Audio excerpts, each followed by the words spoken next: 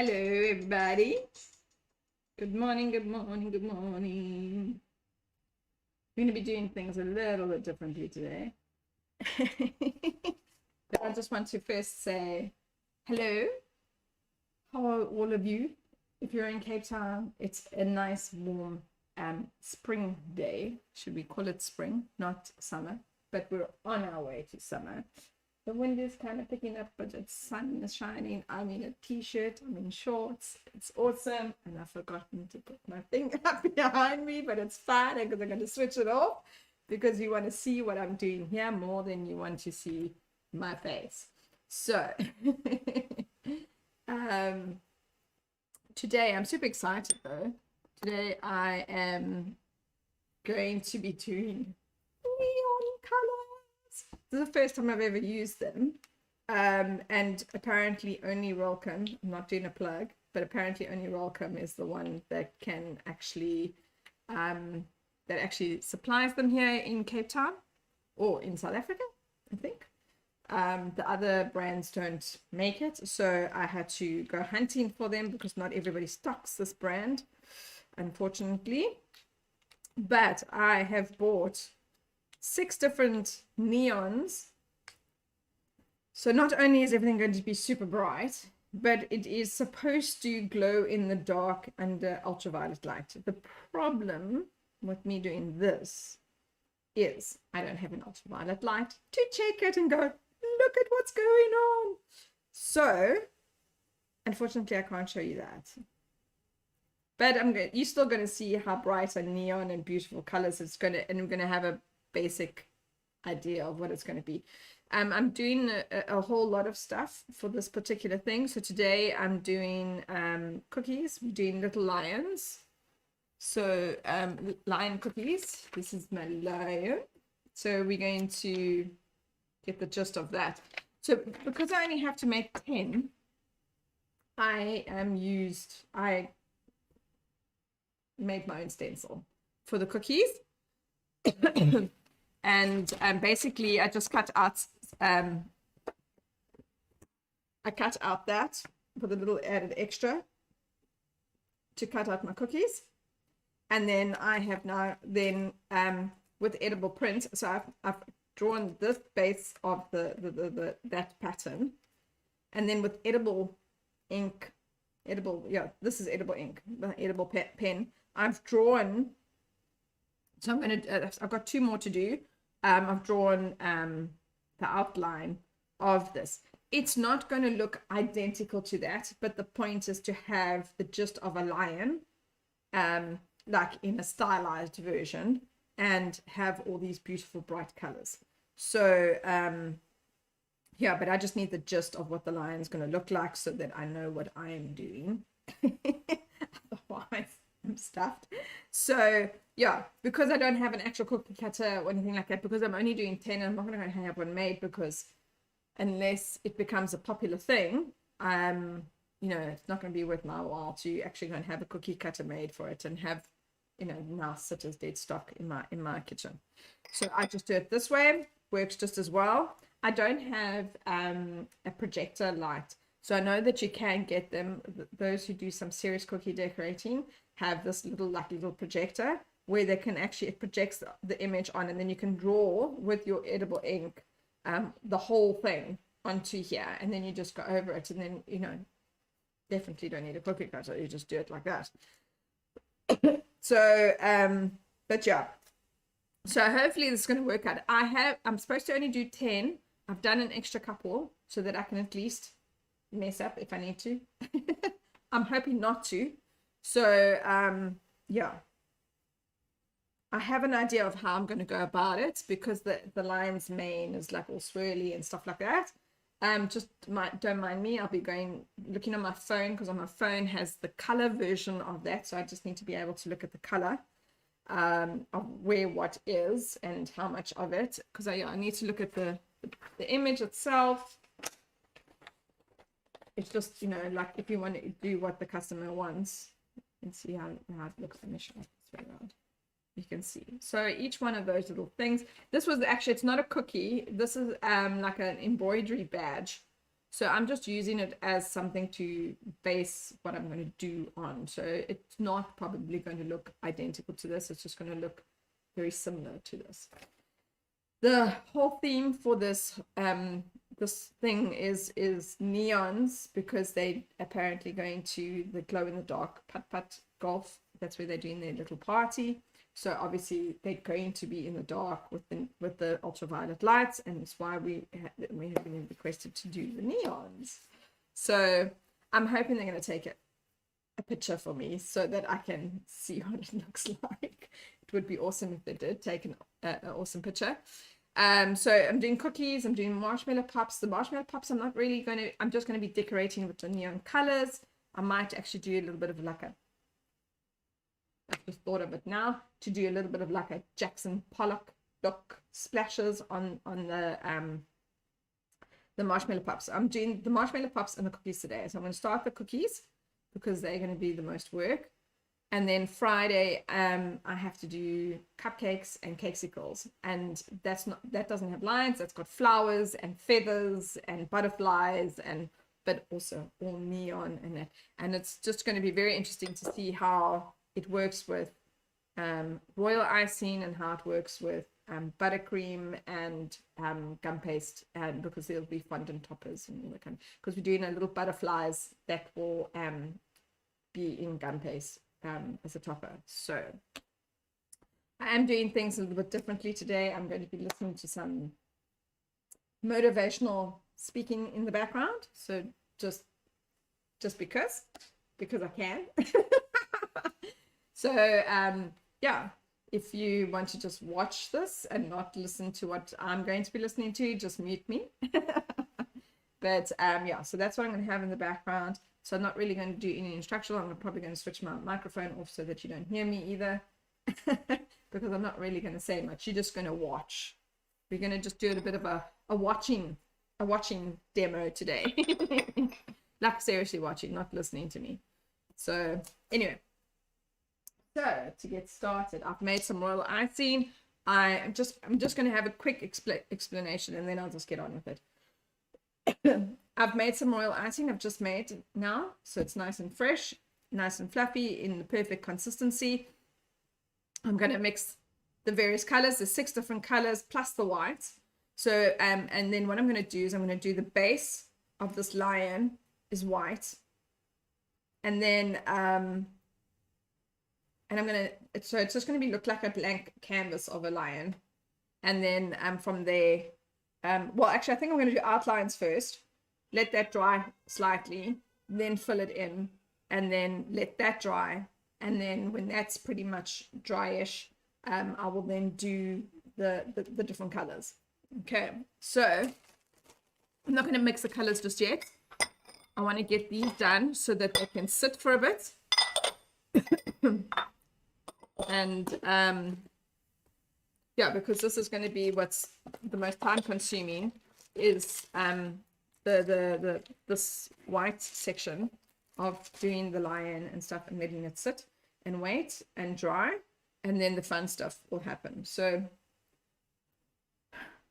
10 cookies shouldn't take me that long, so let's get on with it, and then I will, yeah, chat you when I need to chat to you.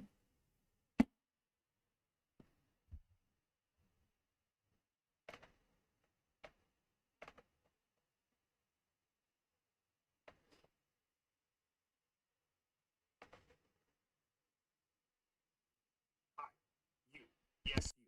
Are you stuck in the regular 9 to 5 routine? Hey everyone, thanks for tuning in to this episode, which is sponsored by our friends at Skillshare. Enjoy. None of my mentors ever had me focus on perfection. They had me focus on progress to just keep getting better. Little incremental gains every day, every week, every month, every quarter. And even when you move backwards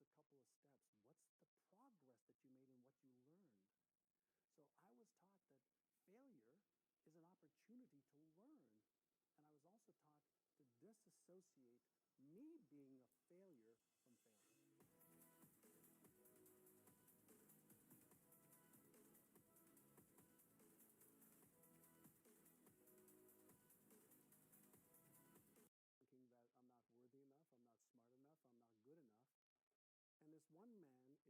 1 minute in one meeting changed my life.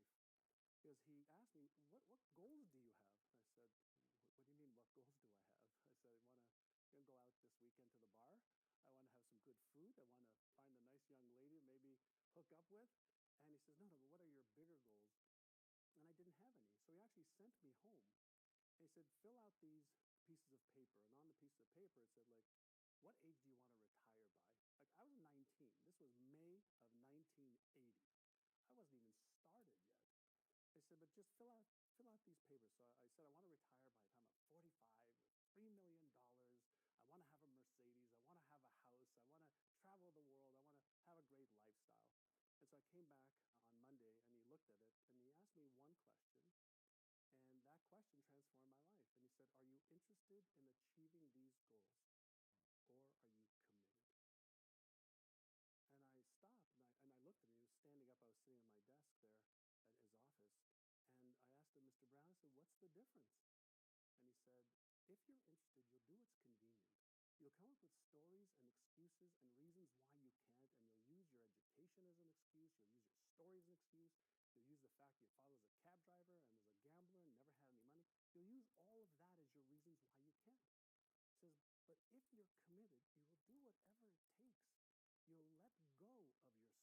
You'll let go of your excuses. You'll let go of all the reasons you currently have that are formulating your identity of yourself. And you'll learn how to let that go and become who you are destined to become. Why'd you listen to him? Like, that's such extraordinary advice, which I would have promptly ignored. Well, I'd been in so many situations where I was so embarrassed and ashamed for myself and for my mother and father. And here was a man who was kind, generous, caring, empathetic. He didn't talk down to me. He lifted me up. But then he also said, I can show you how. If you are committed, I can show you how. And I had nothing to lose at that point. Talk to me about that shame. That's really interesting. And you've talked about growing into being able to talk about stuff very openly. So what was the source of the shame? How did it play out for you? So the first source of shame, when I was 5, I moved from Israel, where I was born, to Montreal. And I just started kindergarten in Israel. And then I was thrown into a class with 50 kids in Montreal in grade 1. I didn't speak English or French. And so I felt stupid. I felt like I sat there, looking up at the ceiling, bugging the other kids, and was consistently reprimanded, consistently put in the principal's office.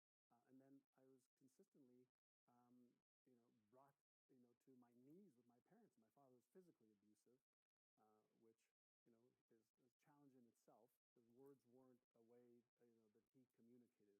Hands and feet were his way of communicating. And so when I did the wrong things, that was the punishment. And so I felt embarrassed that I wasn't smart enough, that I wasn't good enough, that I wasn't going to amount to much. And back then, school was, my parents were trying to say, go to school, do well.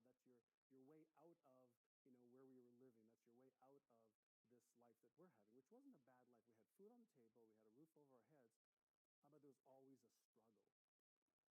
And Mr. Brown offered me some hope. It really amounted to that. He offered me gentle, kind love and hope, without embarrassing me, shaming me, or making me feel guilty. What was it that he said that read to you as hope at that point? It was his demeanor of how kind he was. He was extremely successful. Real estate offices, real estate buildings, a wife, Lori, children, just kindness, just raw kindness. There was nothing for him to gain from helping me. He didn't know me, but he just was kind. And it was one of the first times that there wasn't a hidden agenda, or somebody just, putting me down for being a degrading human being, a degraded human being. And he made me promise that if I took what he taught me, I'd teach it to others. I read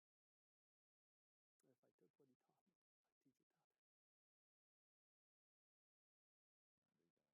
You've become this really extraordinary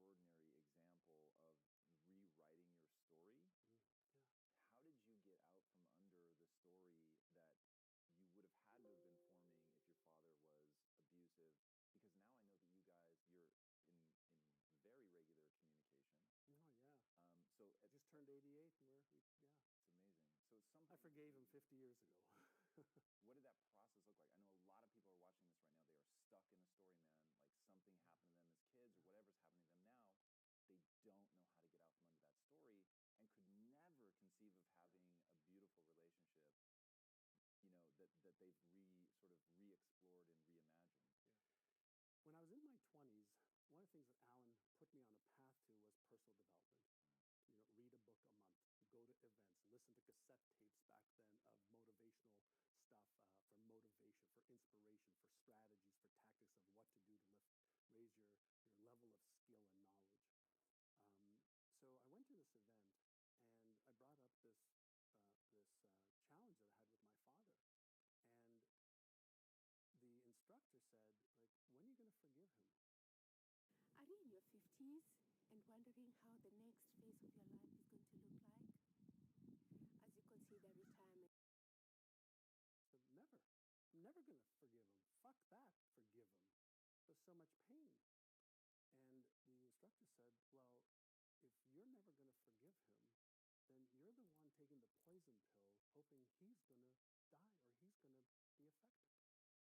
He says, you don't forgive him for him. You forgive him so you can move on. That was like, aha, number one. And then he said, why don't you ask your father why he did it? Whoa. Like, why was he like that? And so when I mustered up enough courage on the phone with my father, I said, Dad, like, how come you've never said I love you? He said, well, my father never said he loved me. That's not what a man says. But you say to my sister, as well, that's okay to say to a girl or to a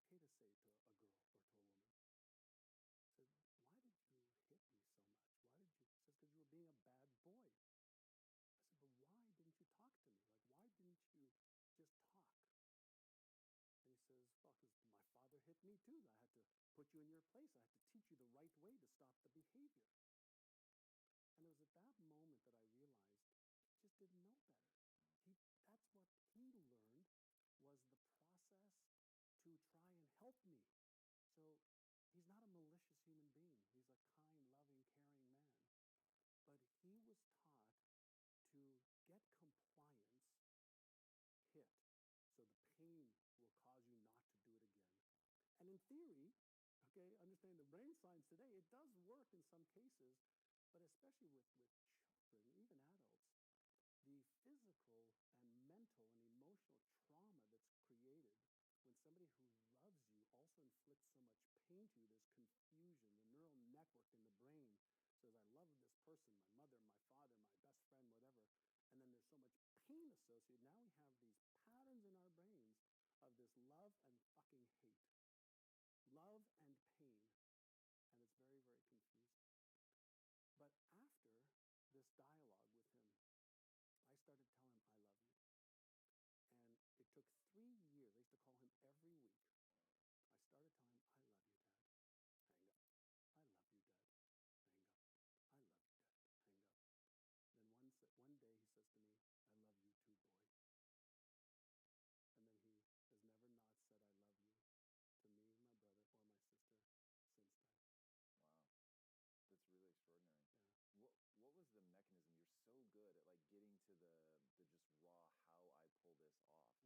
I know you use vision boards, which I definitely want to talk about. Accomplished boards, which I think is really extraordinary, and I'd never heard that before, and I think that's really, really awesome. Crap was board this too. What board? Crap. Crap board. We'll get to the crap board. All right, well, we definitely have to hear about that. Were you using the crap board to like reframe the story? Like, how did that work? The crap board didn't come until the last couple of years. Let me come back to the Alan Brown story. When I came back that following couple of days with my goals, and he asked me committed or interested, I said I'm committed, shook my hand. He then put me through real estate school for 5 weeks. I graduated from real estate school May 20th, 1980. And the only reason those dates are ingrained in my brain, I passed the real estate test on my own without cheating. Wow. So that was step one. When I came back to the office, he had the forms that I'd filled out. He said, great, sit down. So I want you to read every one of them every morning when you come in the office at 7:30, and I want you to run your fingers across them. Were these the goals or the beliefs? Those are the goals that I had. So he had me write my vision for health, wealth, relationships, career, business, finances, charity, fun, experiences, everything, every area of my life. He had these documents. He said, I want you to read come into the office so that I know that you've done them. And I want you to run your fingers across them as you're reading them. And then when you're finished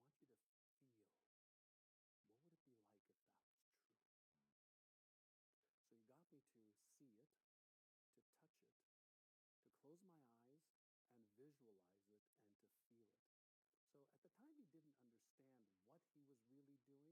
and to feel it. So at the time, he didn't understand what he was really doing, but he was causing me to create new neural patterns in my brain that did not exist before.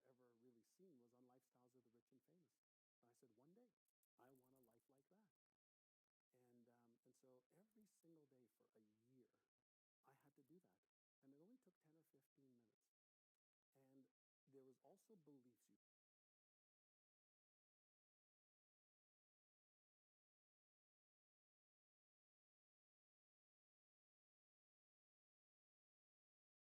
about what else was in there. He also asked me to write down, what would you have to believe about yourself in order to achieve those goals? So I'd have to believe I'm smart enough, but I don't. He goes, I don't want to know what you don't. He says, what would you have to believe? Well, I have to believe I'm smart enough. I'd have to believe I'm deserving enough. I'd have to believe I'm worthy enough. I'd have to believe I'm capable of doing this. I'd have to believe these things. I wrote out a bunch of things, and he added a few more. He says, great. Now I want you to record those things. And on your way to work and on your drive to look at real estate homes, because it's 19 getting to real estate, you listen to those over and over and over and over and over again until you can recite every single one of them. So he taught me the power of repetition. He taught me the power of looking at stuff, touching stuff, feeling stuff, seeing stuff, hearing stuff, memorizing stuff. And at the time I was 19, I felt this was fucking ludicrous to me, right? This is like, what the hell am I doing here? It was nuts. But that first year at 19, I made like $30,000, which was $5,000 more than my dad made as a cab driver. So I said, something's working. And I just kept doing it. I was too afraid not to. So I kept doing it. In the second year, I made $151,000. Whoa. 5 times. Now, in the second year, he started upgrading my knowledge and skills more. So he started to say, okay, instead of doing this now you've graduated to doing this. And he taught me some upgraded skills.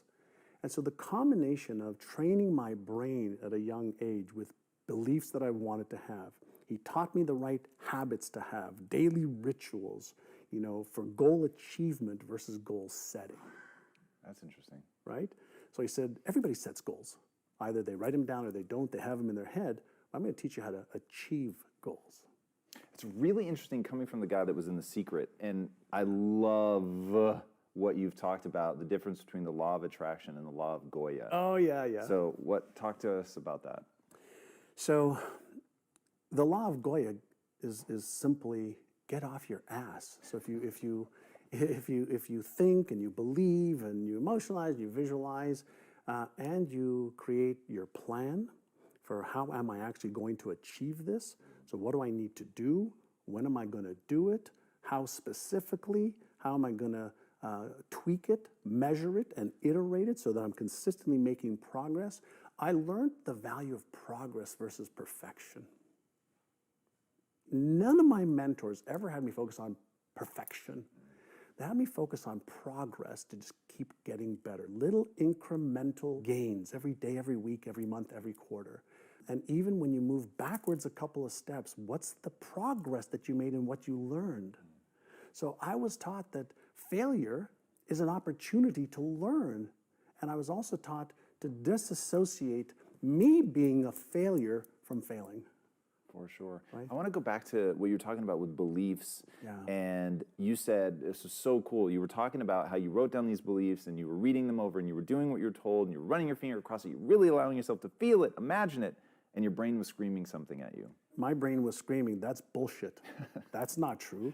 You're not successful. You're not earning that amount of money. You're not smart. You're not this. But I was also taught at the same time that when that happens, first and foremost, that's normal. That's the old self and the old patterns trying to fight for their life. For just $67, you can make as many videos as you want, and you never need to pick up a camera or use any. And he said, with repetition and emotion, and consistency, initially it's hard, and you have to use conscious effort to create the new beliefs. He says, but over 30 days, 60 days, 90 days, 180 days, that new pattern that you're focusing on and paying attention to, your brain basically says, well, I guess you really don't need those old patterns. You keep activating these new ones. Let's just make these ones work, and let's make these real. Yeah. But I wanted to understand what happened. And with even the law of attraction, you know, I was taught the law of attraction, you know, I was 23, 24 years old. Also at a real estate conference, they were talking about this law of attraction thing, that there's this energy, everything's made up of energy. I am energy, you are energy, and my thoughts, you know, create this resonance between what I attract and what I don't. I was like, oh good, I like that shit. You know, like I want to attract more of the good stuff, right? And so I bought in, like I bought into stuff that just made sense to me, but then I was a voracious student. I wanted to understand how. Like, explain to me how it works. Like, if somebody tells me visualize, I go, why? Like, how does it work? Like, if you ask me to visualize, like, why does it work? Like, why should I invest my time on that versus something else? If you're asking me to use affirmations, like, how specifically, why, how does it work? If you're asking me to emotionalize, well, what's happening in me that tell me I need to create these false senses of feelings? I want to know why it works.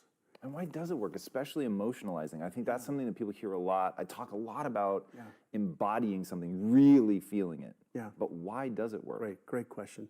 It has to do with circuits in the brain and neurochemicals that are released. And so when we feel something, chances are that we're going to release dopamine in the brain, the feel-good neurochemical that activates the reward center of the brain.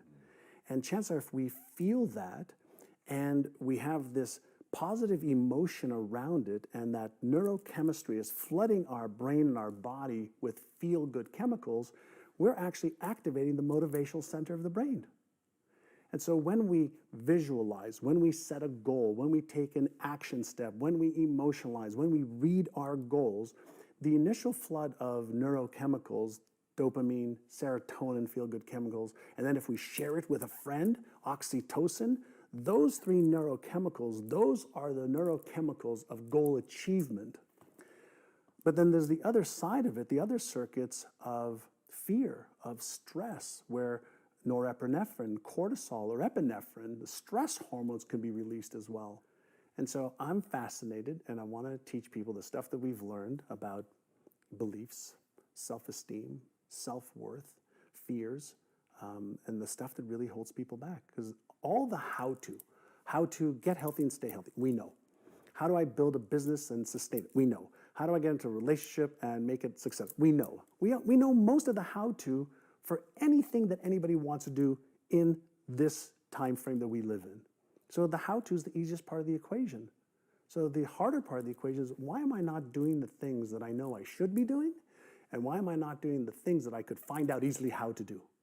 Let's talk about that. So in your real estate company, you said, I'm giving everyone the same training, they're reading all of the same books, and yet they're not getting the same results. And it wasn't like, oh, well, the smart people are doing better than the dumb people. You said sometimes it was people that you were like, God, in real life, this guy's not that bright, but he's crushing it. So what ended up being the difference between the people who didn't do anything with the information and those that did?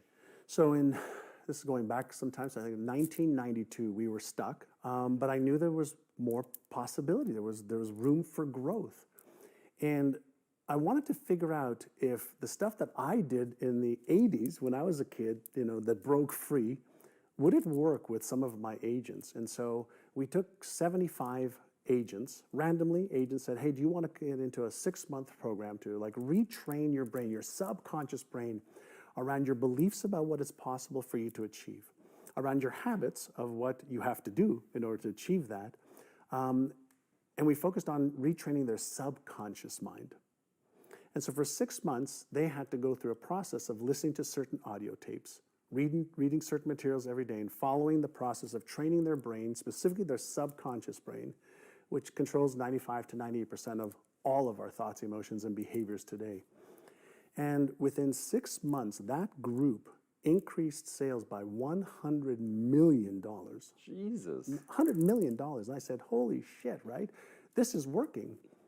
And so we started to teach. Some of what we teach now in NeuroGym, actually now we have the technologies, we have the systems that are far better than what we did back in the 90s. And we went from 1.2 billion to 4.5 billion a year. And it wasn't because we taught them any more skills to be real estate agents. We taught them how to change the way they thought about themselves. We taught them how to change their habits. Our agents who made $750,000 or more were in front of a client 75% of the time. And when we asked all the agents that weren't in front of more clients, like, why are you doing that? Like, why aren't you in front of people that are going to help you earn more income? Oh, well, we're busy doing this and doing this and doing this. And they had stories and excuses and reasons why. And so part of the work that I love to do now is really help people understand, what is your story? Like, what's the story you're telling yourself? Because we all have a story. We have a money story, a relationship story, a health story. We have a story for everything. And then that story keeps recreating our lives over and over and over again. And we have beliefs that support the story. We have habits that support the story. We have people that support the story. We have systems that support our story. And so my question I always ask people, who would you be with a different story? Talk to me about set points. That was something really interesting in what you talk about around the stories and things that we carry that I found really interesting. Sure. So Maxwell Maltz wrote a great book many, many years ago, probably in the 70s, called Psycho-Cybernetics, right? And Maxwell Maltz was a surgeon who performed surgery on people. And what he noticed is, even after plastic surgery that he performed on people, some people didn't see any change in their faces. And it was visible to everybody else, but not to them. Because they had a map of what they thought they looked like? Yes. Okay. So we all have a map of reality. We have a map of what we think we look like. And any deviation on the physical level to that map, to that visual representation we have in our brains that doesn't match the map, your brain deletes or distorts it. So when we were working with real estate agents, or when I work with business owners, in addition to upgrading knowledge and skills, if you think about how, let's say, income, we have set points for how much income we earn. So whether it's 10,000 a year or 20 or 50 or 100 or a million, it doesn't matter. We get this set point, and then we behave the way we need to behave, and we feel what we need to feel to earn that income. And over a period of time, it becomes part of the brain's default mode network. So we develop set points for everything. And so if the set point's in the brain, and there's a psycho-cybernetic mechanism in the brain, a control and response mechanism in the brain, and it's our brain, why not learn how to reset the set point? And so now we're looking at what technologies are available to help reset that, what evidence-based methods are there to set that or to reset that. And so when we take, let's say, visualization, right, and you start to see yourself, even if the picture is not clear in your mind, of achieving the next level of your success, whether it's releasing weight and keeping it off, getting into a relationship that you love and are happy in, whether it's to make 2 or 3 or 5 times more money and live a certain type of lifestyle that allows you to do the things that freedom with having money allows you to do. If you start in your mind first and you impress that through conscious efforts into the subconscious mind, it then causes thoughts and emotions and behaviors. So I like to work from the outside in and from the inside out. So use both. I know what you're thinking. You're thinking it's just another ad to try and sell something. I want every advantage. It's interesting. So I've heard you now a few times, and the first few times it didn't really make my radar, but you always say release weight. You never say lose weight. Yeah. What do you do when you lose something? Look for it. Yeah, I don't want to look for weight that I've lost. I want to release it. I like to use language patterns as well that are going to empower me versus disempower me. Self-talk is so critical. And so I'm consistently paying attention to, how am I speaking to myself? Am I speaking to myself in a kind, motivating, empathetic, compassionate way?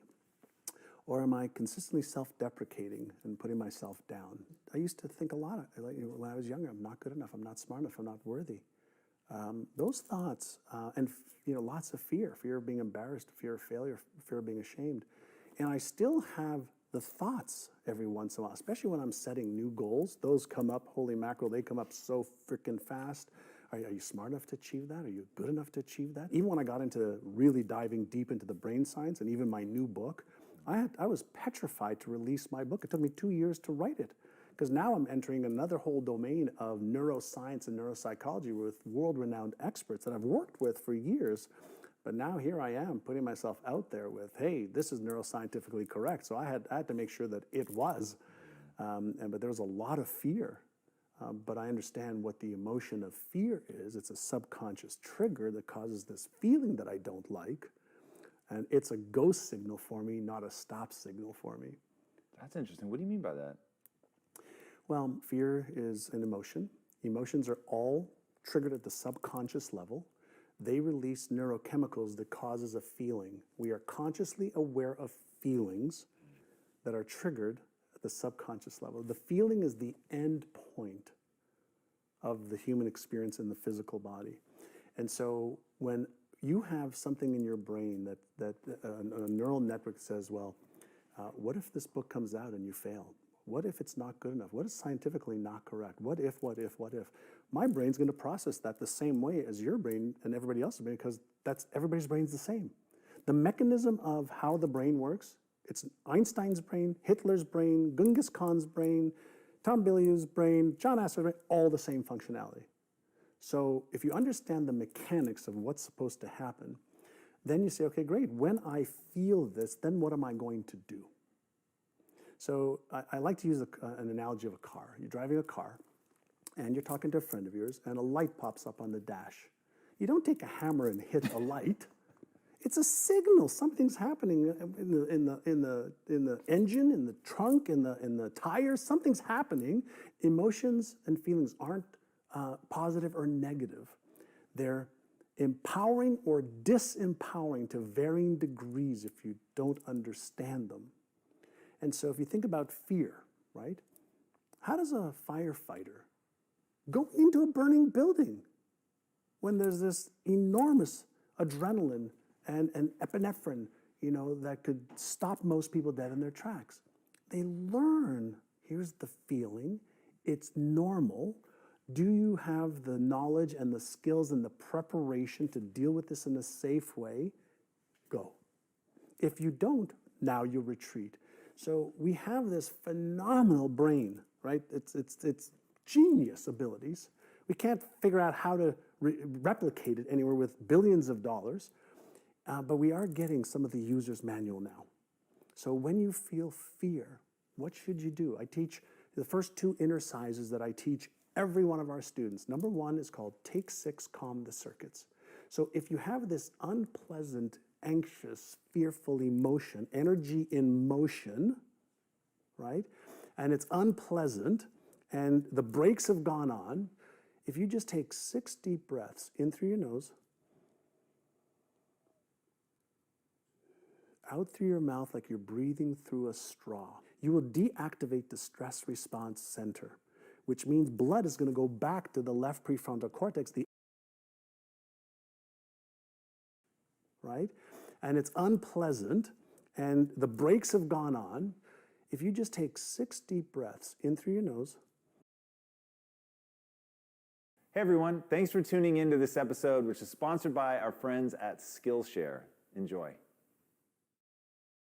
None of my so we might be behaving our lives away based on false or inaccurate or disempowering beliefs. So if a belief is a neural pattern in the brain, then we probably have some good ones, empowering ones, useful ones, and chances are we have some that are not useful, not empowering, and not worthy of the geniuses that we all are. So the question is it possible for me to develop new beliefs that I don't believe right now? The answer is yeah. So what's that process look like? So the process is you can read new beliefs to life. And so if you listen to beliefs that are empowering over and over and over again, and you emotionalize them, and you visualize yourself actually acting out those beliefs, and you learn how to pay attention to that little inner critic that says, that's bullshit, that's not true, that'll never come true, that's not true. If you learn and you remember that that little voice is there to consistently keep you in this homeostatic place, and it's there to protect the beliefs that are there now. The latest research shows that to develop, a new pattern takes between 66 days and 365 days. How do you help people be consistent long enough to form that? Like when people talk about, oh, it takes 28 days to form a new habit, it's like, okay, I can get my head around that. But when you start talking about 100 days, 365 days, it gets pretty daunting. For adults, yeah, it does. So you have to use intrinsic and extrinsic motivation. So you have to start everybody off, well, why is it important for you to be able to develop these new beliefs? Like, what will your life be like if you had them right now? What would your family life be like? You have to give them a benefit that's greater than the switch cost. That's interesting. Right? So the switch cost is something that our brain resists. The only human that likes change is a wet baby. Every other human being is resistant to it because safety first and homeostasis and energy conservation. So we are biologically wired not to want it to change. So we have to deliberately coax the brain into motivational reasons, emotional reasons. You have to have intrinsic reason. Why must you do this? And so you can use pain as a frame as well. So if you don't, then are you okay with your life being like this at this age in 5 years, in 10 years, in 20 years? And if you're okay with that, then you're not a candidate for change. But if you're committed to letting go of the old so you can create the new, and you create motivations every day, that's where the power is. Remember earlier, progress, not perfection. So anybody can do 1 minute or 10 seconds. So if you can start to formulate a habit, a daily habit, a weekly habit, it doesn't matter how long it is. If you can create that space in your brain that on this day, at this time, this is what I do, and you do that repeatedly, that becomes a habit. And it takes those 66 days or so for a simple habit that you have to consciously do to then the habit doing you. And that's why they say we are all creatures of habit, because habits run themselves. Their subconscious programs just run themselves. Most people don't take the time to become aware, what are my empowering habits? What are my disempowering habits? And then the next question is, well, how do I release this one? And how do I strengthen this one or create a whole new one? And what we're looking to do is build empowering habits that then run their course. I love that. Yeah. All right, one thing I'd be remiss not to ask you about before we go are the 3 boards. So vision boards, accomplished boards, and the one I don't know about, the crap boards. So crap board. So vision board for seeing what you want. The accomplished board for reminding yourself that you've got a lot that you've accomplished, so you feel good. And the crap board. Do you actually put up images of things you've accomplished? Yeah. Yeah, I have them in my closet, in my home, encased on the floor. Like on the floor so that you don't look at them? So I look at them just because I sit down to put on my shoes. I want to look at them every day. Interesting. Yeah. On my I have this ritual as well. I do something called brush and prime. So on my bathroom mirror, I have my goals that are on my mirror. So that as I'm brushing my teeth, I'm priming my brain to see my goals in front of me every morning and every night. I love that. Right. So that's priming your brain, which is a whole other topic we can have. And then the accomplishment boards reminds me, whenever I look at the stuff that I've accomplished, I go, that wasn't easy. I mean, there was a lot of ups, downs, highs, lows, failures, times I thought I'd quit and I didn't. So it's to remind me to go through the times that I don't think I'm going to be able to achieve those things. And then the crap board stands for conflict, resistance, accomplishments, and procrastination. So what conflicts are happening right now that I need to resolve? What resistance is in my way? What am I resistance? What in front of me is resisting right now? And then accomplishment as well is to remind you that you can get through stuff. And then procrastination is what's causing me to procrastinate. So if you create a crap board as well, you have that in front of you, and then you can create a game plan for? What am I going to do about it? What am I going to do about the conflicts? What would you put on a board for conflicts? Is it a picture of a person? Oh, it could be a person that you're having conflict with. It could be something you're trying to figure out that's conflicting, whether it's in your company, a department, whether you're having conflicting thoughts of should you do it, shouldn't you, and there's uncertainty. Any conflicts that you are experiencing is going to create neural dissonance in your brain. It's just going to create chaos in your brain. And so if you take it out of your head and you put it on a sheet of paper, you can look at it, and now you're one step removed from what's happening in your brain. And so the more you can be in coherence, it's the equivalent of being part of a band that's in harmony, that every player is just like, oh man, this just sounds so good. Well, the more you can be in coherence, the more you're going to be in flow, and the more you're going to take action. The more chaos there is in the brain, neural chaos, whether it's because of emotions, you're lacking something, there's conflict, there's resistance, the more you can get it out into the, in front of you and open and say, well, what's causing this? The easier it is for that Einstein brain to say, okay, well, maybe I could do this, maybe I can do that, but I can also call a friend or a mentor or a coach, or I can research it. Makes total sense. Yeah. All right. Before I ask my last question, tell these guys where they can find you online. You can find me online at myneurogym.com, johnasaraf.com, on my Facebook fan page, on Instagram, on Twitter. Those are the main ones. All right, and then my final question, what's the impact that you want to have on the world? On my epitaphs, he lived, he loved, he gave, he had fun. I always thought that if there's a way that I could somehow use my life in a way that I can make somebody else's life a little bit easier to live, either through knowledge or understanding or love or a process, then my life has been worthwhile. And so I just want to make a difference. And I'm one of the people that doesn't believe that there's anything wrong in the world. Everything's unfolding exactly as it should. There are many things not to my taste that I don't understand, but I just want to make the journey as good as I can for as many people as I can. That's beautiful. Yeah. John, thank you so much for being on the show, man. It was really incredible. That was fun. It was amazing.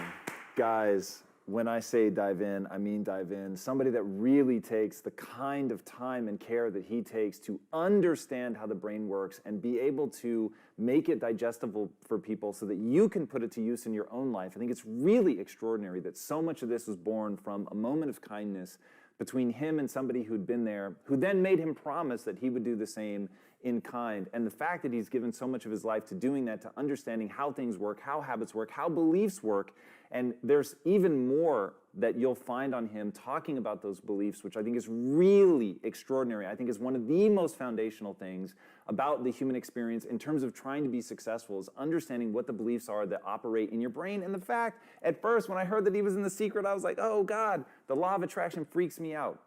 So the fact that he has the law of Goya and that you, at the end of the day, have to get off your ass and do something, that's when I knew that we were spiritual twins and that I was going to be really into this guy. So I'm telling you, there's so much power in what he talks about. It's a no BS approach to how the brain works, how you can rewire it, how you can prime yourself to do really extraordinary things. So dive in. I think you're going to find some amazing takeaways that you'll be able to put into use in your life immediately to extraordinary effect. All right, if you haven't already, be sure to subscribe. And until next time, my friends, be legendary. Take care. My friend. That was awesome. Thank you. That was incredible. Hey, Impactivists, let's talk about skill acquisition. My mission in life is to acquire as many skills that have utility as humanly possible and put that utility to the test in service of something greater than myself. Relentlessly acquiring those skills is not always straightforward, however, but our friends at Skillshare will help you with that with 2 free months in the description below. Skillshare, if you don't already.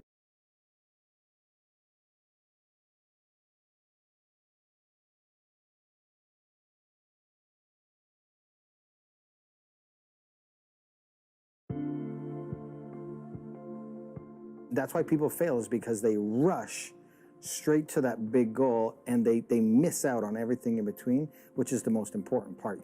You can't skip those stepping stones and go right to it, because that's where you're going to learn. You fail in your preparation so that when you get to the big goal, dream as big as you can, so big that it scares you, and you hear that all of the time.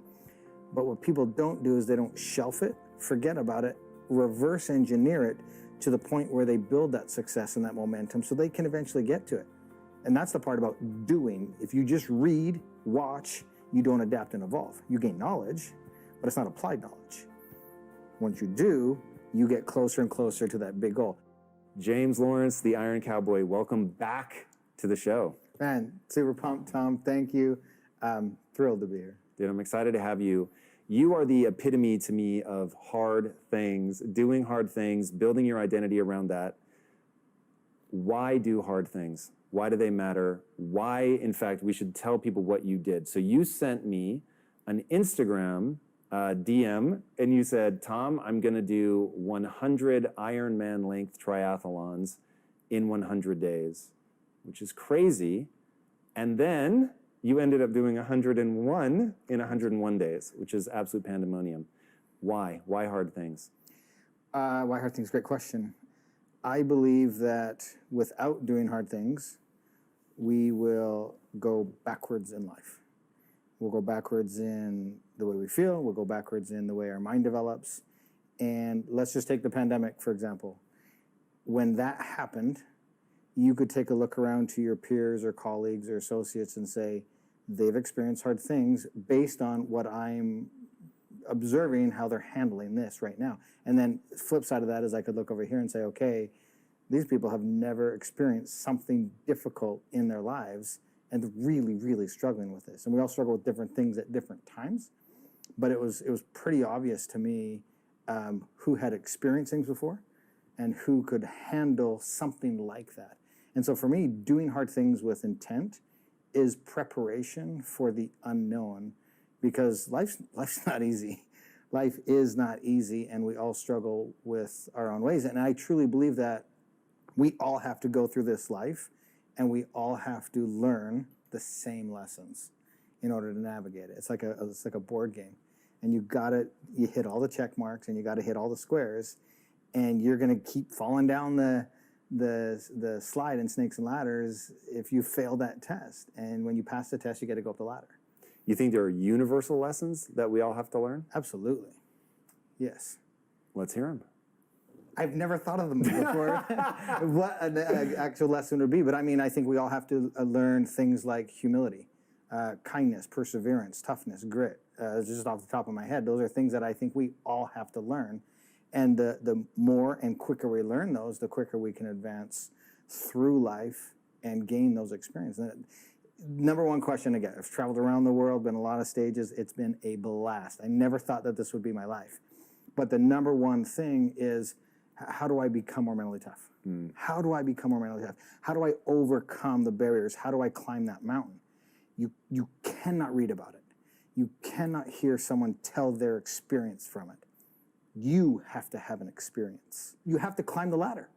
What is it about doing it yourself? I agree, by the way, but I want to know, have you thought about why it is that we have to actually be in the mud doing the hard thing ourselves? Because motion creates emotion, and you have to experience something and feel it in order to have an experience or knowledge with it. And so if you are backed into a corner, you're beat, you're broken, and somebody says, when that happens, you can take the next step. Well, do you truly believe you can take that next step if you haven't done it? Because I'm sure in your life with what you've built, momentum is a huge thing, right? Success breeds success and confidence breeds confidence. And so by actually doing, you're creating those small wins in your path, and then you can draw back on those experiences and apply them to now. You can't do that. You can't gain momentum by reading something. It's always by application. All right, let's push on that. I'm going to add a third type of person. So you said you're looking at COVID and you're seeing people that are handling it well, and you're like, all right, that's somebody who's seen some shit. They've been through something. They've built that sort of mental awareness of what they're like, what they need to do, that they can survive. You say a lot, the next step isn't going to kill me. And once you know that next step's not going to kill you, all of a sudden you're willing to take that next step. Then you look around and you see people who are floundering, they're really struggling, and you know that they haven't been pressed in hard times. I think, though, there's a third category that might be indistinguishable, or maybe you can tell, but they've been through hard things and they've been damaged by it. and they haven't learned the lesson. They took the hard knock like you went through in 2008. They lost everything, and what they decided to learn from that was that they're a failure. And now when something hard comes along, they've got PTSD about it, and they really don't want to face it or engage with it. So how do you make sure that as you either go through the hard thing or put yourself through the hard thing, that you learn the right lesson? Yeah, great example, and that category is real and it exists. What happens is a lot of people, they want to go from 0 to 100, and they fail when they try to do that. And that person that has been knocked down hard, what they do is they try to go from 0 to 100 again, and they're not ready for it. And it's about everything in between 0 to 100. And I couldn't even have conceptualized 100 without doing the 50 prior to, and I couldn't have conceptualized. Meaning the actual 100 Ironman was precipitated by the 50, which before that was the 30 and before that the fun run and the training. All the way back down to a 4-mile fun run, right? Because that's kind of where my endurance history started. And someone tries to skip the 4-mile fun run, skip the first half Ironman world record, skip the full, skip the 50, and they try to go all the way to 100. Well, you're not creating momentum. You're not learning the lessons along the way to learn the key lessons that we all have to learn. And so that category needs to reassess where they are and be patient with their journey and start to learn the smaller lessons that are meaningful that get you to the bigger ones. The real test, fail in preparation. And they're not willing to do the prep phase. They're just going right to the test. They fail, and that just kills their confidence. All right, I want to get into the lessons, and I want to get into like there's a mental analog to what has to happen, but there's also, at least in terms of what you did, there's a physical analog. So one thing that I think is important, like for people to really understand, I'm obsessed with this idea of you're having a biological experience. And what I mean by that is, one, that your brain and your body act in certain ways, and there's no way to transcend that. There are ways to deal with it, there's ways to leverage it, but there's no way to transcend it. It is going to happen. You are going to be in the grips of having a squishy, wet brain, that evolution is shaped in a certain way. Part of what has allowed you to do what you're doing is that, okay, you start as a wrestler when you're quite young. That strengthens your tendons and your ligaments and your joints. And so you're laying a physical foundation. And it's important for people to understand that, A, that just takes time. Yep. And B, you have to understand where your body is to know if you're going to be able to get to that point. Because somebody that starts lifting, for instance, when they're very young, they build groundwork in the connective tissue in their body that somebody, if they're picking up weights for the first time in their 40s, they're not going to have that same ability to layer on the same kind of strength. So just being thoughtful about that. And then now getting into this idea of the mental lessons that you're going to learn. So I want to know what those are.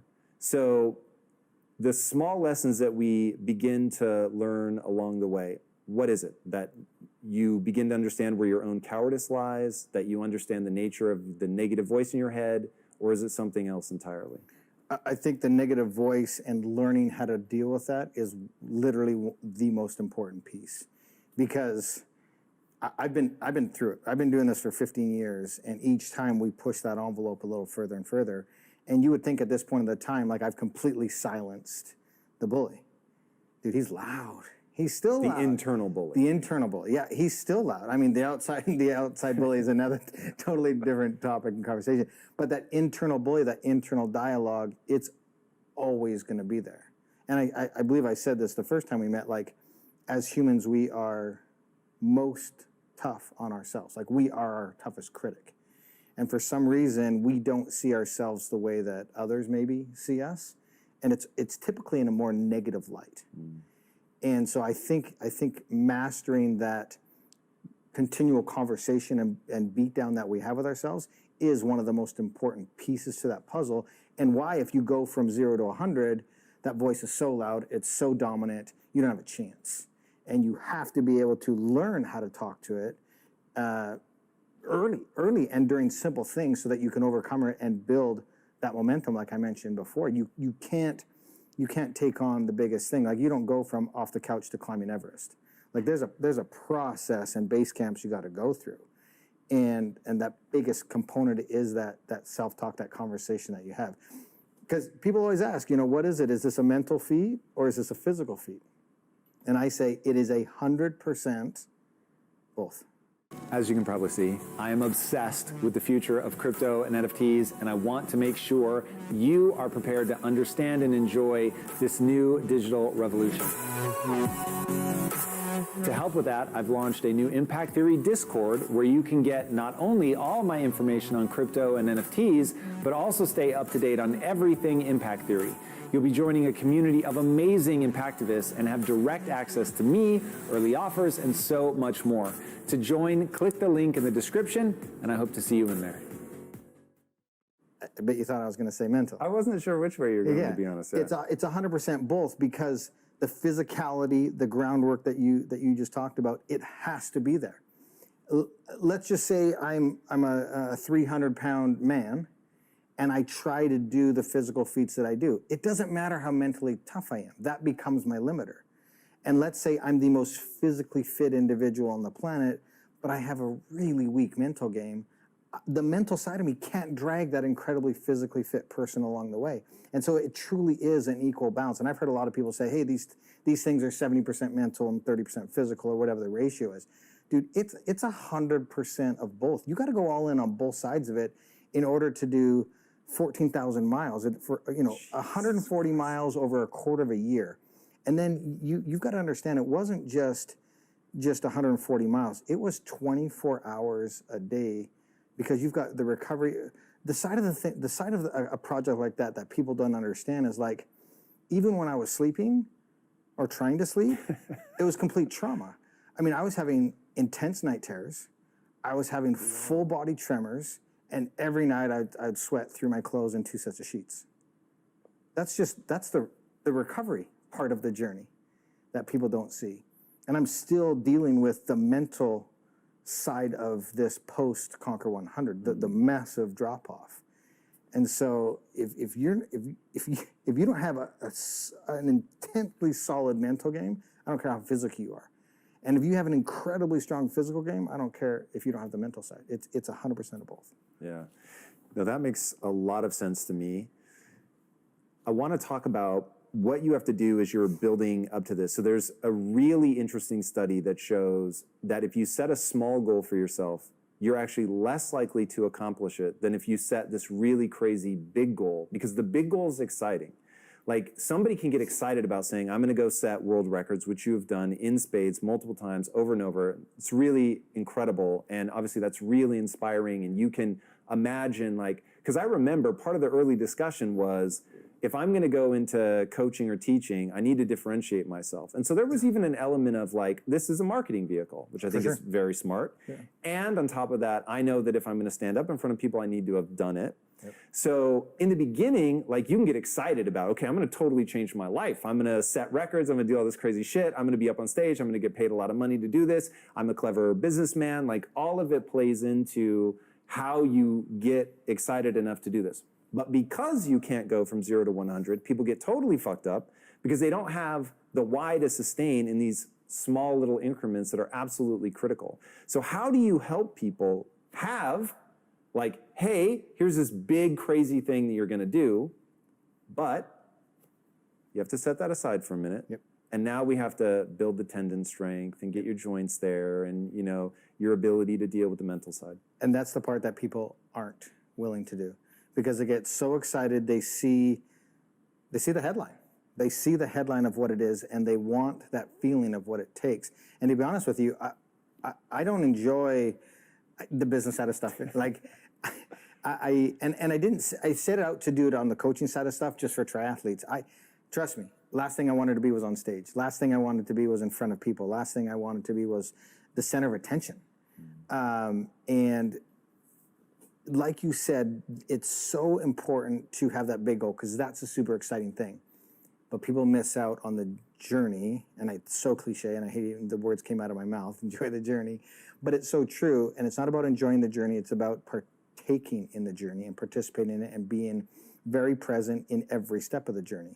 And that's why people fail, is because they rush straight to that big goal, and they miss out on everything in between, which is the most important part. You can't skip those stepping stones and go right to it, because that's where you're going to learn. And I said earlier in this conversation, you fail in your preparation so that when you get to the big goal, I tell my clients all the time, dream as big as you can, so big that it scares you. And you hear that all of the time. But what people don't do is they don't shelf it, forget about it, reverse engineer it to the point where they build that success and that momentum so they can eventually get to it. On a small level, we coach the full distance triathlon all the time. And all the time, someone will do their first workout and they say, I can't do an Ironman, I can't do a full distance tri. And I say, forget about it. That's not where we're at. Like, that's the finish line. And I ask, do you trust me? Do you trust the process? Are you willing to show up every single day? Yeah, absolutely. Great. That's not the goal. Let's just do it today, because by doing this, you're going to adapt and evolve. And that's the part about doing. If you just read, watch, you don't adapt and evolve. You gain knowledge, but it's not applied knowledge. Once you do, you get closer and closer to that big goal. When I started in that 4-mile fun run that we've talked about, no way my brain could have conceptualized, like I couldn't even come up with the goal. It was so astronomically out there, right? I couldn't even have come up with 50. I could come up with a marathon. That was my goal, that was my heart. And as you evolve and learn and continually show up, more becomes possible. When you know this as well as I do. One, we wouldn't do it if we knew how hard it was. And two, when you're in the middle of it, it absolutely seems impossible. And everybody that's in the middle of their impossible, it is so hard. And it is ruthless and it's brutal. But then, when you accomplish, you hit that goal, whether it's intermediate or big, then you go, I've learned, I've grown, I've adapted. Now more becomes possible. And then you can continue to push that envelope. That's the thing you never want to do, is sit down and go, okay, I've made it, I'm there. I would have been content with the 30 full Ironmans through 11 countries. That would have been it. But I just knew deep down in myself, like, there's more, I'm capable of more. And I've learned. I'm different than when I was when I was in the middle of it, and it was the hardest thing I've ever done. And then as things evolve and progress, more becomes possible. And it's, man, I have learned at the highest level that perception and perspective is an amazing thing. What do you mean? My perception and perspective of 100 is very different than, say, yours. You've never done an Ironman, right? No. Right. And so to you, that would be, holy cow, from where I am today, that would take a lot of effort, a lot of energy, and a lot of training. I could probably walk off set, and if somebody said, hey, go, it's time, do an Ironman. I'm like, okay, fine, let's go do one, right? My perception and perspective of what that is very different. But over time, now my new normal and the way I look at things is very different. My previous world records that were the hardest they could have possibly been when I was in the middle of it are laughable to me. But to the newest member of the community, their heart is my 4-mile fun run from 14 years ago. And you need to meet yourself where you're at on your journey. And over time, your perception and perspective will change about what's possible for you. And that's the biggest thing, is people, one, they get intimidated and overwhelmed by, oh, he did that, that's impossible, I can't do it, I can't even relate to that. But you have to understand that everybody's journey starts at the beginning. You're never an expert when you start. Like, when you exited Quest, your knowledge was so different than when you were like, oh, I'm gonna start making bars and do these, get into this nutritional space. How big of a paradigm shift in your perspective probably changed a lot from conception to exit strategy. Even where you are with this business now, I mean, where you were and what you've learned has completely changed, but you didn't watch a YouTube video. You did it and experienced it, experimented with it. This worked, this didn't work. You learned, you had failures, you had successes, and now your goal is probably bigger now than it was when you started, and when you started, that goal was astronomical and almost unimaginable. But it's because your perception and perspective has changed. Dude, I really hope people listen to that. That's so important. It's what I call frame of reference. So your frame of reference will determine... It's a much easier way to put everything it. In that your behaviors follow your beliefs, and your behaviors are all that matters, which means ultimately your beliefs are all that matters. So then it becomes a question of, well, how do you shape your belief? And one thing that I love in your story about, okay, you have to go out there and do it, because I I did watch YouTube videos, I did read books, but my thing is I do that, and then that day I'm deploying that knowledge. So that the knowledge isn't abstract, it's concrete, it's allowing me to go do something. Now, the reason I think you need to do something for the reasons that you talked about is illustrated so perfectly in your story, where at one point, I think this was back in the 50s, where you just lay down on the side of the road, curled up into a ball, and were like, I don't want to keep going. Now, in that moment, it's a battle with your own self-talk. It's reorganizing your why am I doing this? Like you talked about, sort of gathering all those things up.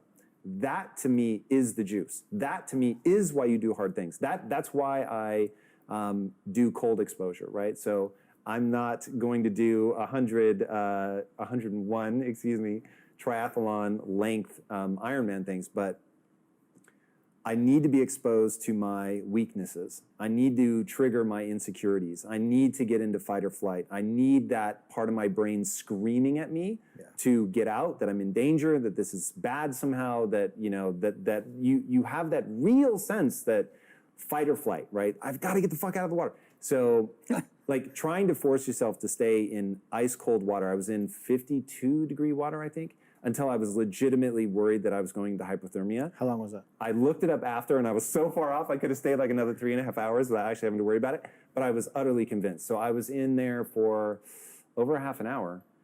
And so, you're in the, like your teeth, I was worried I was going to bite my tongue or chip my teeth. It was that kind of thing.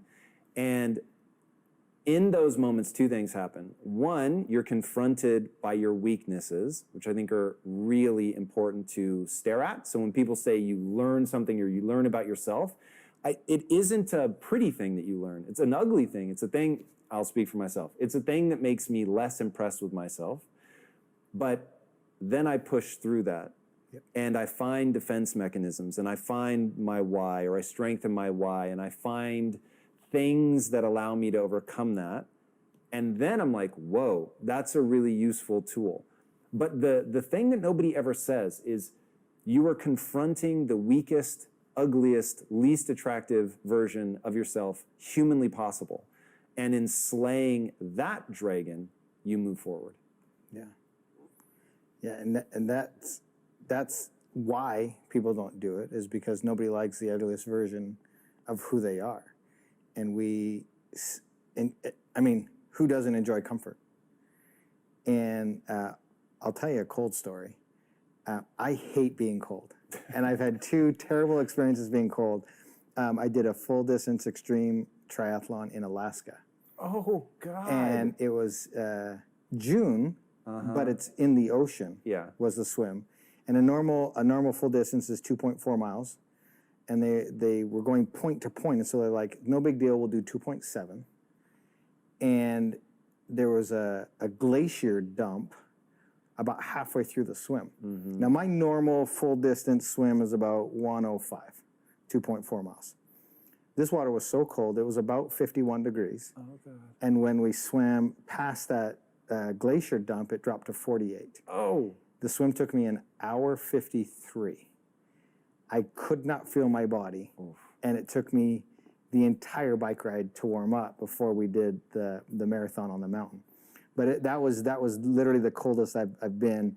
And then we did a race called the World's Toughest Race in Fiji. It's on Amazon Prime, 10 episodes, hosted by Bear Grylls, Mark Burnett production. Totally crazy thing, way outside of my expertise levels. You're talking rappelling, ascending a 1,000-foot waterfall, just jungle trekking, things I've never done before. And we had to get up this river system, and at the top was these frozen pools. And I've never been so cold in my life, and it felt like 2 days. We were in that for close to 12 hours in freezing cold waters, and I hate being cold in general, and so those two experiences, it's the reason I don't do cold showers and cold therapy, because I'm like, I got it, check. I don't need to do that anymore. How did you push through? Like, what is your secret sauce? Is it just you have a killer why? Like, how do you get yourself, dude, the idea 101 fucking Ironman length triathlons in 101, night terrors every night. Like it's so crazy. I Like didn't I think expect I'm that. mentally tough, but dude, that's gnarly. I think the concept or idea of a challenge like that is so exciting. And again, you have no idea. Why What so it's exciting? gonna It's be. not exciting to me. It sounds ludicrous. I think doing something that nobody else has done before and trying to do it at a level that's so high nobody can deny it. So are we good to talk about why I did the 100? Please. Okay, so I was on your show after I did the 50, and that was 50 full Ironmans, 50 consecutive days through all 50 states. Young family. We've got 5 kids, an unbelievable wife, and we had this crazy idea to push the envelope. We'd broken a couple world records, and we said, "This is what we're going to do." And doctor said it was impossible. They said we were going to die, or I was going to die, and the kids are going to have a great time. I was going to die. And when you're doing something that nobody's done before, there's no roadmap, and so you're ultimately going to make some mistakes. And we did. We never hid them. We never ran away from them. We faced them head on. But as you know, the internet space is unkind. And we were attacked and mocked and ridiculed, and they deemed, not everybody, there's a small camp out there that deemed what we did a complete failure. We failed. We did not accomplish it. And I'm so glad we Because did. there were a couple days where you had to train indoors because of crazy weather and shit? Yes. We were chased by a hurricane. We had to go indoors. On day 18, it was 106 degrees outside in Chattanooga, Tennessee. And I was so exhausted. I'd never done 18 consecutive before. Nobody had. And I lost concentration for 2 seconds, and I fell asleep on my bike. When you do that, you eat crap. You crash. And that's no fun. And my hip swelled up. I had road rash. And I made a decision to get back on my bike and finish that day. And there's a whole sub-story to that where it was my daughter, my why. She was waiting for me. She was doing a 5K every single day. And I was like, I have to meet my daughter so she can accomplish her goal. I don't show up, she doesn't run, she falls short, that's on me. And I felt that responsibility. So I was so glad that she was on that journey. Same time, I was on my journey. And anyways, long story short, the following day we were in Mississippi, massive storms again, inside. I'm physically broken, I'm mentally broken, I'm completely exhausted. We had done most of the day, we were wrapping it up, and I was like, I'm in a lot of pain. And we had done a lot of our training to minimize the damage on the body on an elliptical machine.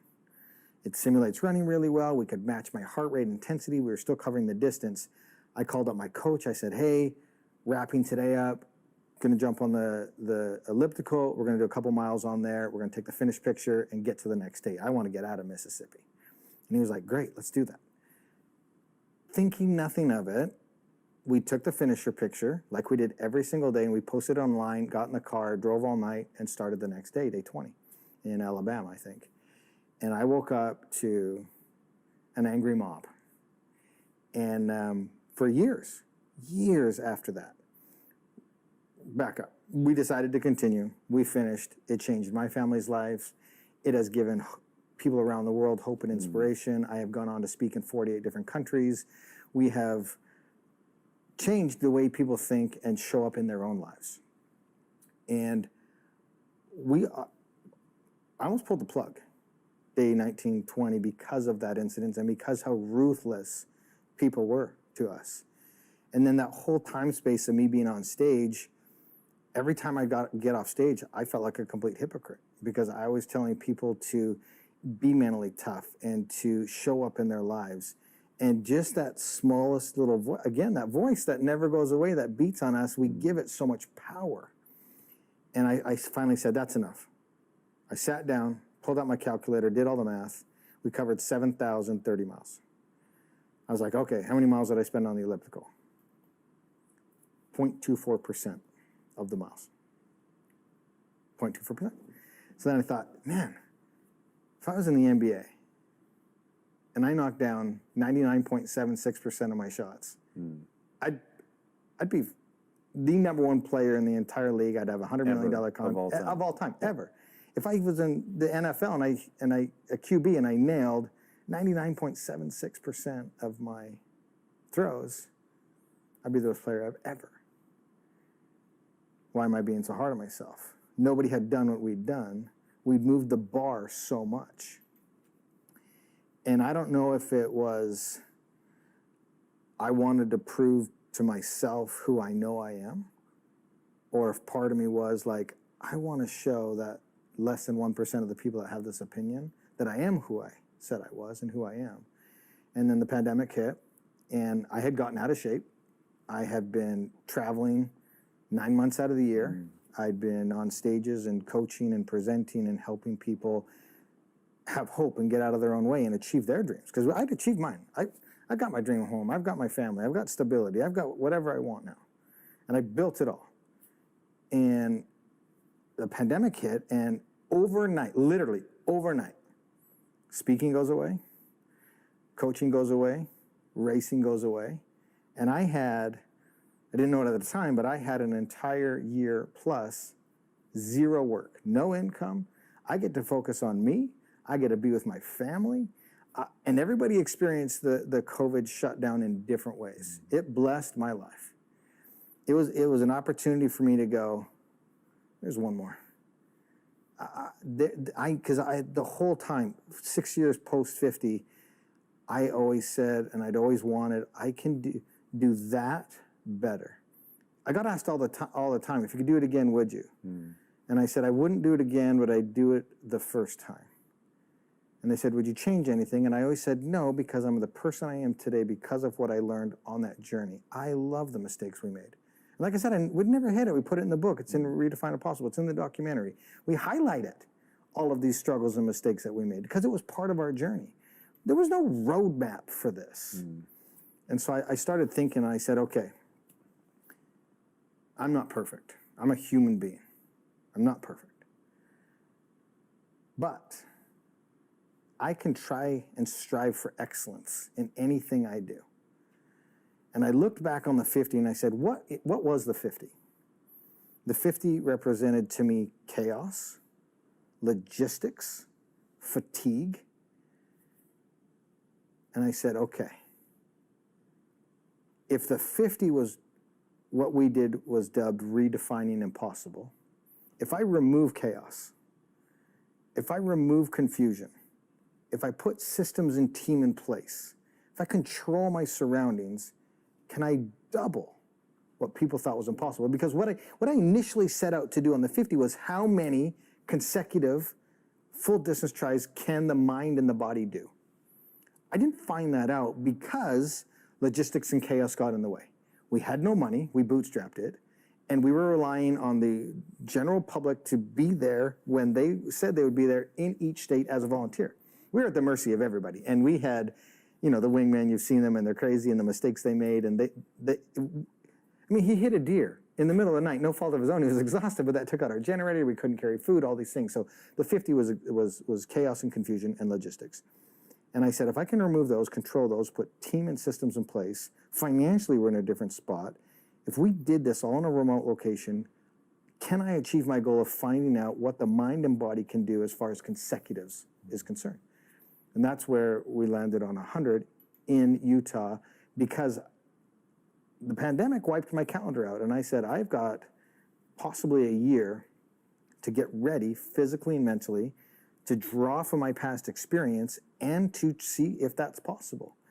And on March 1st, 2021, we set out on a journey to see if that was possible and do 100 consecutive. Now there's different ways to frame that goal.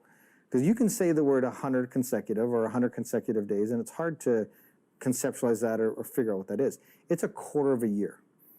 So now take the iron distance, it's 140.6 miles. Well, if you just say 146 miles a day, it's hard to conceptualize too. So it's 14,060 miles over 14 weeks, and which is 140 miles a day. And we set out on that journey, and again, you wouldn't do something if you knew how damn hard it was going to be, and you wouldn't do something if you had all the answers and you don't start as the expert. And so we did. We set out on that journey on March 1st, and the rest is history. And I am so proud of myself. I'm so proud of our team. And we left no doubt.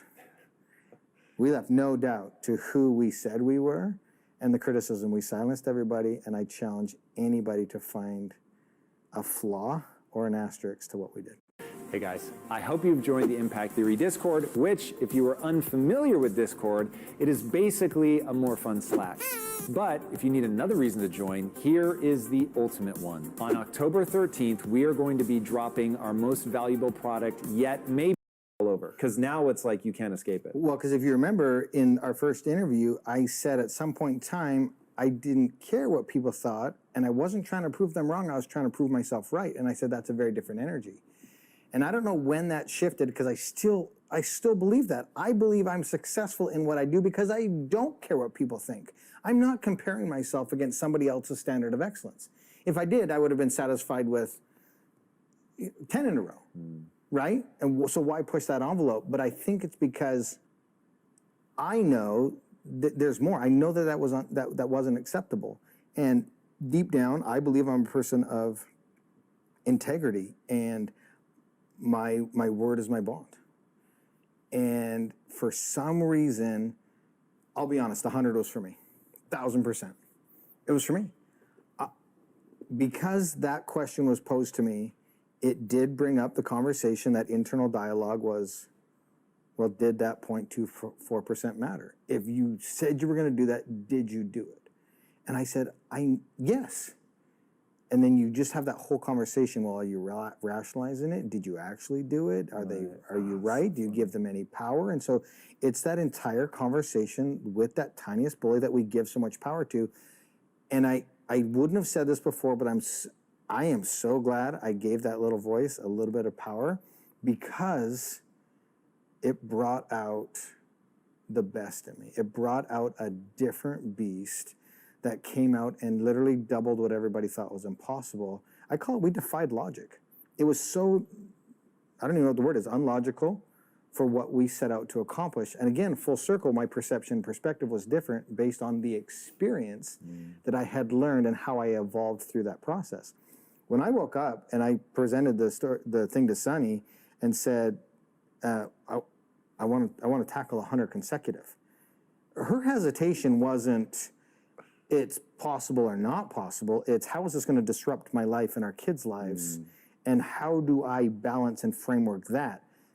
Even her perception has changed. Like, no question in her mind.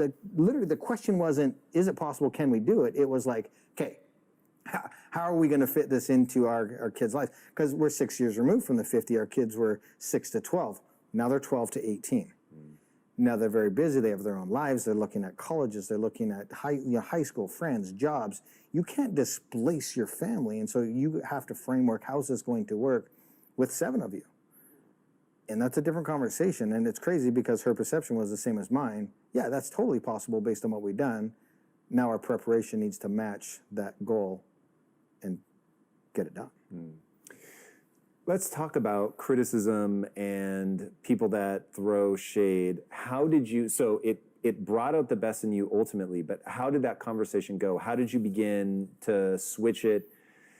And then as you were doing this, was there ever a time, because I'm a big believer in what I'll call the dark side, and I mean that in a Star Wars way, where it's like, nature only gave you pleasure and pain. And so why people don't leverage the anger, the rage, that side of the equation, to me is a mystery. I don't understand it.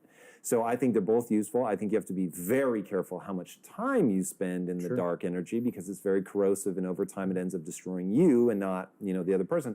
But it gives you some pretty powerful impetus. For sure. Was there any of that, like, you're going through the 100, you're fucking tired? I mean, you were running on a stress fracture through some massive percentage of this. Yeah. So are you saying to yourself, there's going to be no fucking asterisks on this? Like, I'm going all the way? Yeah, absolutely. What I learned from the 50 was what you say you're going to do is the expectation. And if you deviate from that, it gives them permission to then attack you.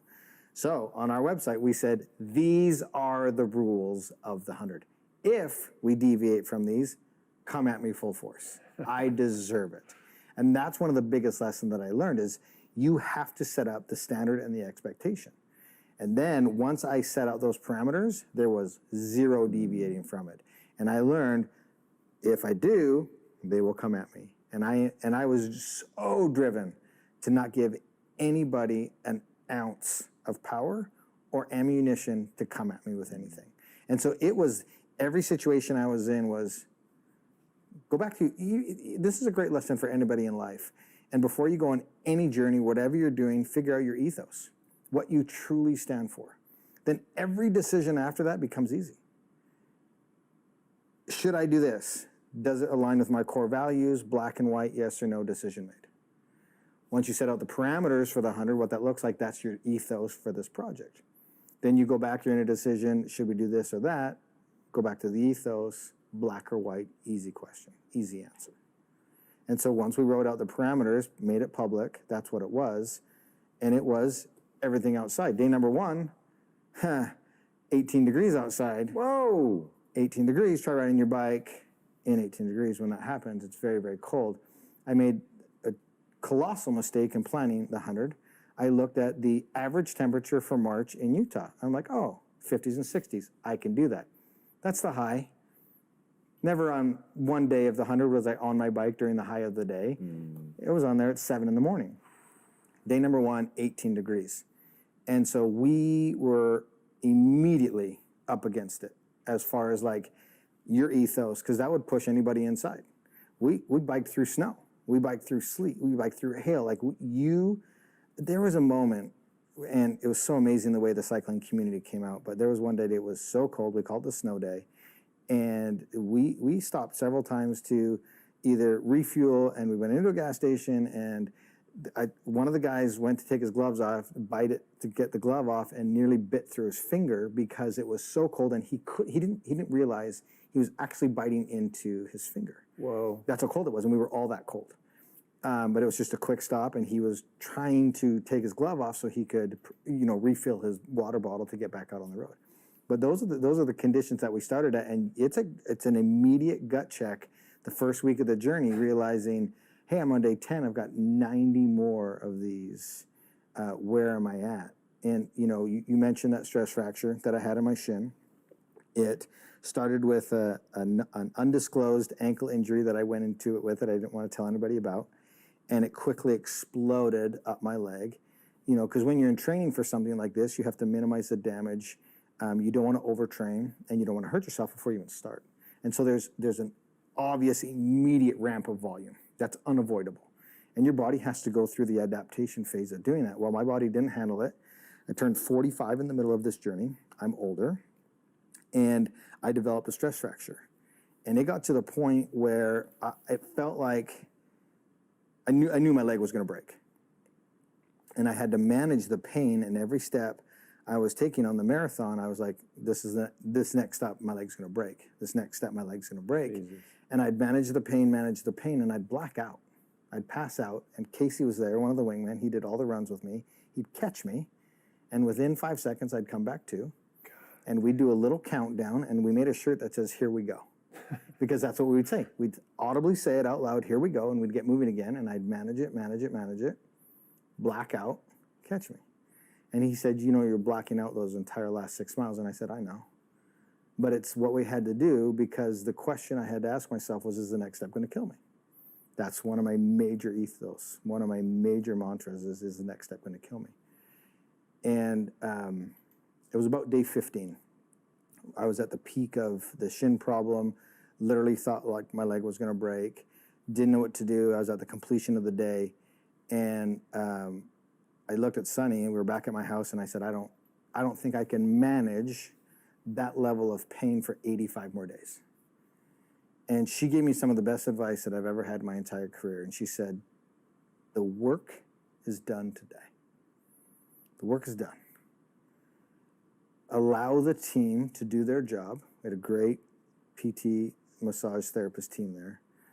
Allow the team to do their job. Go to bed, wake up tomorrow, because we have no idea what tomorrow's going to look like, and then let's face tomorrow as it comes. Because mentally, I could not conceptualize that level of pain management for 85 more days. We were so early in the journey. And my 45-year-old body was broken. broken. If the 50 was chaos, exhaustion, and logistics, the 100 was injury, pain, and longevity. Those would be the two parallels between the two, or contrasts.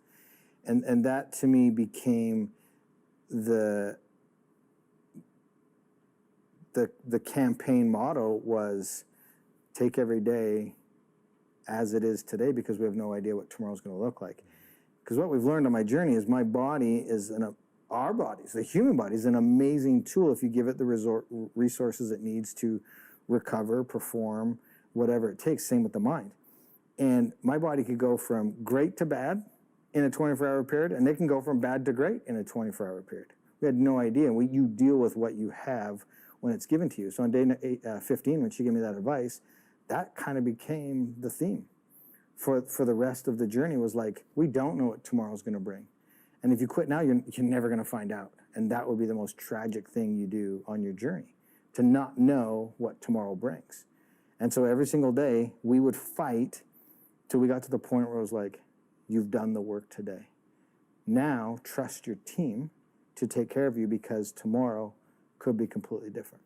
What are your tactics for pain management? That's extraordinary, to be able to manage the pain to the point where you pass out. Sucks. So what do you do?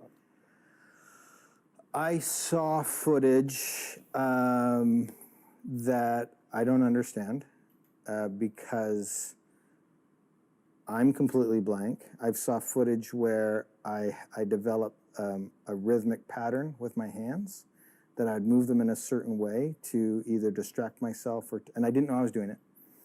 And I would take myself somewhere else. And I think over time, with dealing with pain, you develop techniques, and everybody's going to be different. I didn't have that technique in 2012 when I broke the world record for official events around the world. I didn't have that technique. I didn't experience that level of pain. I experienced exhaustion and difficulty, but not that level of pain. And as I progressed through my career with crashes and continuing to push the mind and the body, I developed personal techniques that have helped me. And I don't know how to flip the switch. Like I would literally be a multimillionaire if I could write the manuscript on how to flip a switch. On the actual act of doing it, I don't think it's a tangible thing that you can teach anybody, because it's so unique to an individual and how they do it in their space. And for me, I've watched some videos and I am just like, or someone would tell me the way I was acting. And this was crazy for me, looking back on the experience now. At some point in time, you slip into this trauma protective state. And again, it's not a flip. It's not, hey, day 35 to day 36, that happened. You're going on a journey that's a quarter of a year, and you slowly slip into the state until your mind is completely protecting you from the chaos and trauma that you're experiencing. Protecting you how? From the actual experience. Like you're going somewhere else. You're doing your Johnny Mnemonic finger thing. Yeah, absolutely going somewhere else. Had somebody asked me on day 98 of the journey, could you do 200 consecutive? No question, the answer would have been emphatically yes. Day 102, when I was done and my mind let go, I couldn't figure out how we did 101. It was so shocking to me. And we're 2.5 months removed from the accomplishment now. I'm still struggling physically and mentally. I can't wrap my mind around what we did. And it's just proof that you slowly slip into the state, and how powerful the mind is to drag a physically fit body through something that everybody deemed was double what impossible was before. Why do 101? You only promised 100. I did. That was a challenge, already absurd enough. Yep. And 101 didn't come about until the very last week of the campaign. Because again, when I'm on 65 and I still have 45 to go, and that seems so insurmountable, somebody joked early on, I think it was Casey, and he said, hey, let's do 101, just me, you, and Aaron, the wingman, and we'll shock everybody. And I said, F off. Like, we're not even having this conversation. I can't conceptualize it. Not even on the table. Bring it up again and you're fired. Like, I was so mad that he would even bring it up. I couldn't conceptualize it. And then, you know, for me, about day 85, I just got into such a flow state. After 85, like, you're there, but you're not there. That's all it took. You're 85. Yeah. So easy. It's easy. You're unconsciously conscious at that point, just executing. I knew where every pothole was. I knew the course. I knew the environment. I've had so much confidence having fought through the worst of the worst through 85 days. I'm like, 15 is so manageable to me. Again, perception, perspective. Somebody said, I'll do 15 consecutive. You're an idiot. But now we have 15 to go. They're like, you're so close. It's done. You might as well, like, it's easy. It's a wrap. And so once I was beyond 85, I my world now is going around and coaching and mindset, strength, and that's that's the important part of going on any journey. And I hate speakers that are just talking heads, that don't have any experience, have never been on the battlefield. And one of my things is the next step's not going to kill you. And the other big question I got after the 50 was, could have you done one more? And I hated that question. Of course I could have done one more. I chose not to. Right. And so during the last week of the 100, I just got the biggest impression. I'm big on intuition, doing what your gut tells you to do. And my gut said, you have to do one more. And I said, I don't want to. And it said, I don't care. You have to do one more. If you're going to get up on stage and tell people you can do one more step, you have to do it. And here's what I learned about people. You're going to get to a point on your journey where you're broke, physically, mentally, not financially, but financially too. You're beaten. You can't imagine dragging yourself out of your dark corner. You can't imagine pulling yourself off the ground. You have no support system. You're a corpse walking around. You're depressed. You have anxiety. Everything freaks you out. In order to overcome that, you have to show up on your journey. And I don't know your journey. I don't know how many times you're going to have to show up one more time. Sometimes it's going to have to be on your own. And so we didn't tell anybody that 101 was going to happen. We didn't even know it was going to happen until literally 3 days before the 100. And the 100 was finished on a Tuesday. I made the final decision on the Sunday night to do it. And we were just going to go live on that Wednesday morning. And I got in the pool and nobody was there because they thought we were sleeping, celebrating. And I woke up and I got in the pool and I was by myself. And I did the 2.4 mile swim. And I was fully anticipating doing 112 miles by myself. And the chat boards went crazy. And the supporters locally said, no way is he doing that bike ride by himself. And they showed up and we had an amazing 112 miles and we did it on our terms. And I just felt like, as a person who gets up on stage and tells people you can show up on your journey no matter what. I was broken. I was beat. I was defeated. And on the flip side of that, I'd achieved the goal. I'd done what I said I was going to do. But I just felt at the highest level, I needed to lead from the front. I needed to go do one more, whether that's by myself or with my team. The importance of that. I think day 101 was more important than the previous 14,000 miles. It's crazy. Yeah. Because you didn't have to do that one? I didn't have to do it. I didn't have to do it. And I was so broken. I didn't have to do any of them. That was just my word and my bond. I know what you mean, though. So there's something about, and I say this to myself all the time, it's when I do the one that I didn't owe myself. So you owed yourself the 100 because you said you were going to do it, but you didn't owe yourself the 101, and you still did it. I did. Day 100 was so chaotic. It was so much media. I mean, we started this conversation with, I don't want to be the center of attention. That's not who I am. And so to do 101, it was on my terms. It was with my small team. It was intimate. It was stress-free. To me, it was the ultimate victory lap. One, mic drop galore, to do that and then go, you know what, this one is truly for me. Don't ever ask me if I could have done one more. Don't ask that question. The answer is always yes, I choose not to. This is my journey. I'll do what I want, when I want, as long as I'm within the parameters I set. And it was truly for me. It's incredible. That's right.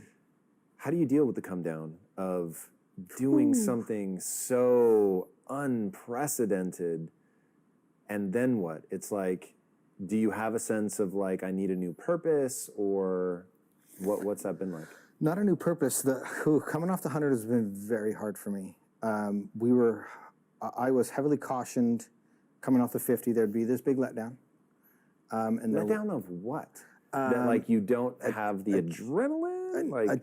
I think it's achieving the goal. It's your sole purpose, and once you achieve it, there's the next day is nothing. And I saw, and I'm going to post it on my social media this week. It was a letter written from the Olympic athlete standpoint. Had I known, it would be like this. And the whole thing is like you train for 4 years or your entire career for this one moment. That one moment happens, and next thing you know, you're mowing your lawn and nobody knows who you are. And that's what it feels like. And I was cautioned after the 50 because it was so big at the time. And then I didn't experience it because I got whisked away into the speaking, into podcasts, into meeting Tom and all these crazy things. And so I was just on this incredible high that never ended.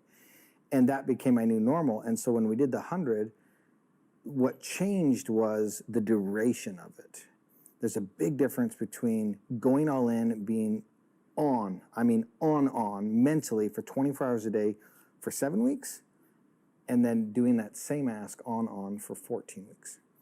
And this is the first time in my life I am a very positive person. I'm a very happy person. I'm a go-lucky person. I am, in the face of adversity, I've got a smile on my face. You cannot tell I'm suffering. This was so dramatic and so drastic, and I got into such a protective state that when I came out of it, I've experienced sadness and depression and hormonal imbalance like I have never experienced before. And it's been really hard on me because I have never been on that journey before. And now I'm on a very new journey. If every journey has, I would say, 3 phases, is preparation, execution, and post or recovery. Well, I am in that post-recovery portion, and it's like nothing I've ever experienced before. Like literally, when I get home from this trip, I'm going to get brain MRIs done. Wow. Because I'm suffering from such brain fog and confusion. This is one of my favorite stories. It was like a week after the 100, and I was driving somewhere with my wife, and we were on the interstate in Utah, and my wife looks over and so lovingly and so patient, she says, "Hey, you're driving 45 miles an hour." Whoa. And I was like, "Oh, yep, I am." I didn't realize it. I was in this fog of a space, and I said, "I think you should drive." I've never experienced that before. And I can go through a day where I've either done a virtual presentation or I'm creating content or doing some filming, and the day ends and a switch goes off, and I go from I am okay to I am not okay. And there's confusion, and I don't know what to do. I'll be walking around my house. I've never, ever experienced this before. And I'm not worried about it, because I know it's a hormonal imbalance. And we joked prior to turning the cameras on, don't ask me the question, what's next? And this is a perfect lead into what's next. And I've kind of been going down this cool journey of biohacking my brain, my body, my health. And I'm still going to do fun races. Like I'm doing a cool race in Costa Rica in a couple months. It's the hardest mountain bike race. I'm going to Abu Dhabi, Dubai to do the World Championships for Spartan. I'm doing some really cool stuff. What's next? For me, it's I want to live a sustainable, healthy lifestyle beyond 105 years. And to me, that is super intriguing and fascinating, and I think is possible.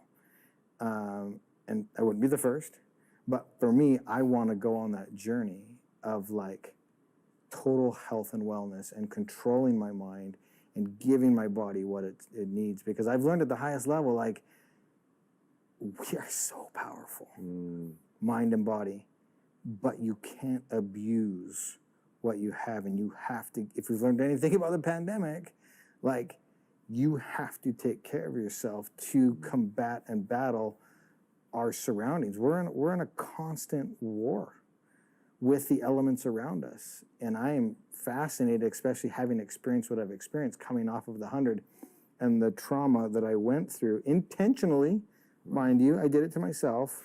I'm not comparing myself to anybody else that's been through different types of trauma. But for me, it's kind of like opened up this box of like, how powerful the mind and body is, how protective our minds can be to our bodies.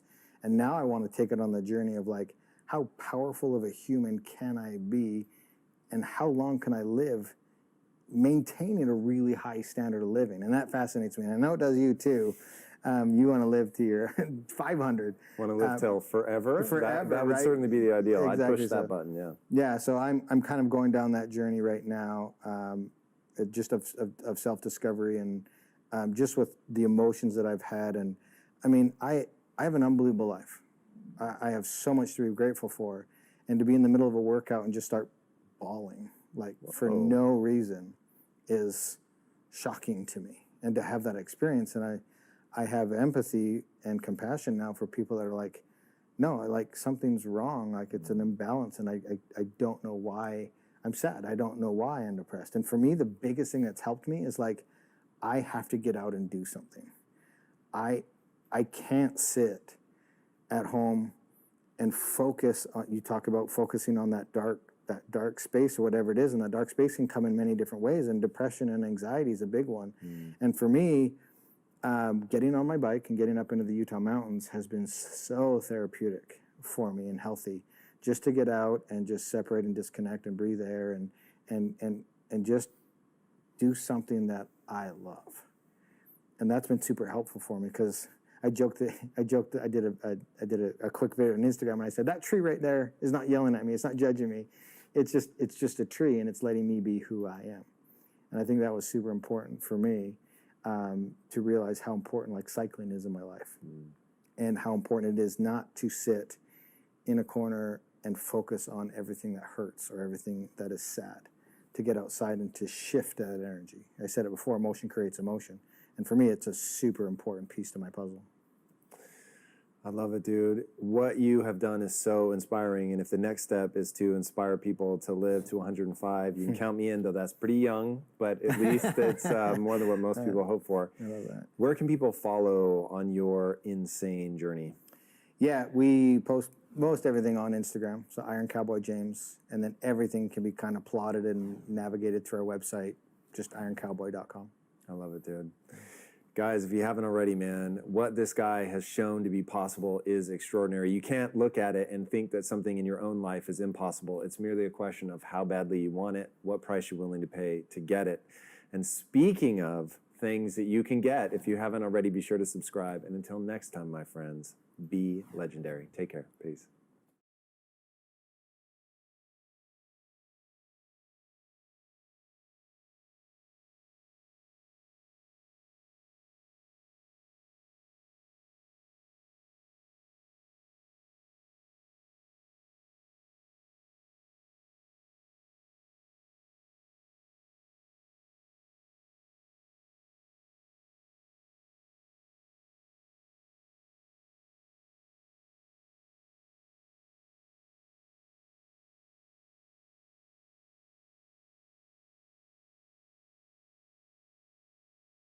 Often the advice I give to people today is fast forward where you are, look at yourself in 10, 15, 20 years' time, and ask yourself the question, is that where I want to be? And if the answer is no, then you need to find a new path. To just get to understand yourself. You don't know what you need in your life until you figure out who you are. Hey everybody, welcome to Impact Theory. You are here, my friends, because you believe that human potential is nearly limitless, but you know that having potential is not the same as actually doing something with it. So our goal with this show and company is to introduce you to the people and ideas that will help you actually execute on your dreams. All right, today's guest is a former monk whose wisdom has truly gone viral. After finishing business school, he turned down lucrative offers from prestigious companies, shaved his head, and hit the road. For 3 years, he traveled across India, Europe, and England, living as a monk, studying, meditating, and building food and shelter programs for those in need. He was definitely in love with what he was doing, but he knew that it didn't scale. So, driven by a desire to share what he was learning with as many people as possible, he re-engaged with the world and dove headfirst into learning about the tools and techniques that might allow knowledge to spread as fast as entertainment. And to that end, he joined Accenture, helping them build their digital division while learning about the forces shaping the new digital landscape. He learned fast and quickly became their #1 social media influencer in a company of 400,000 people. Along the way, he also helped advise over 150 executives on their personal brands, allowing him a very broad base with which to test his theories.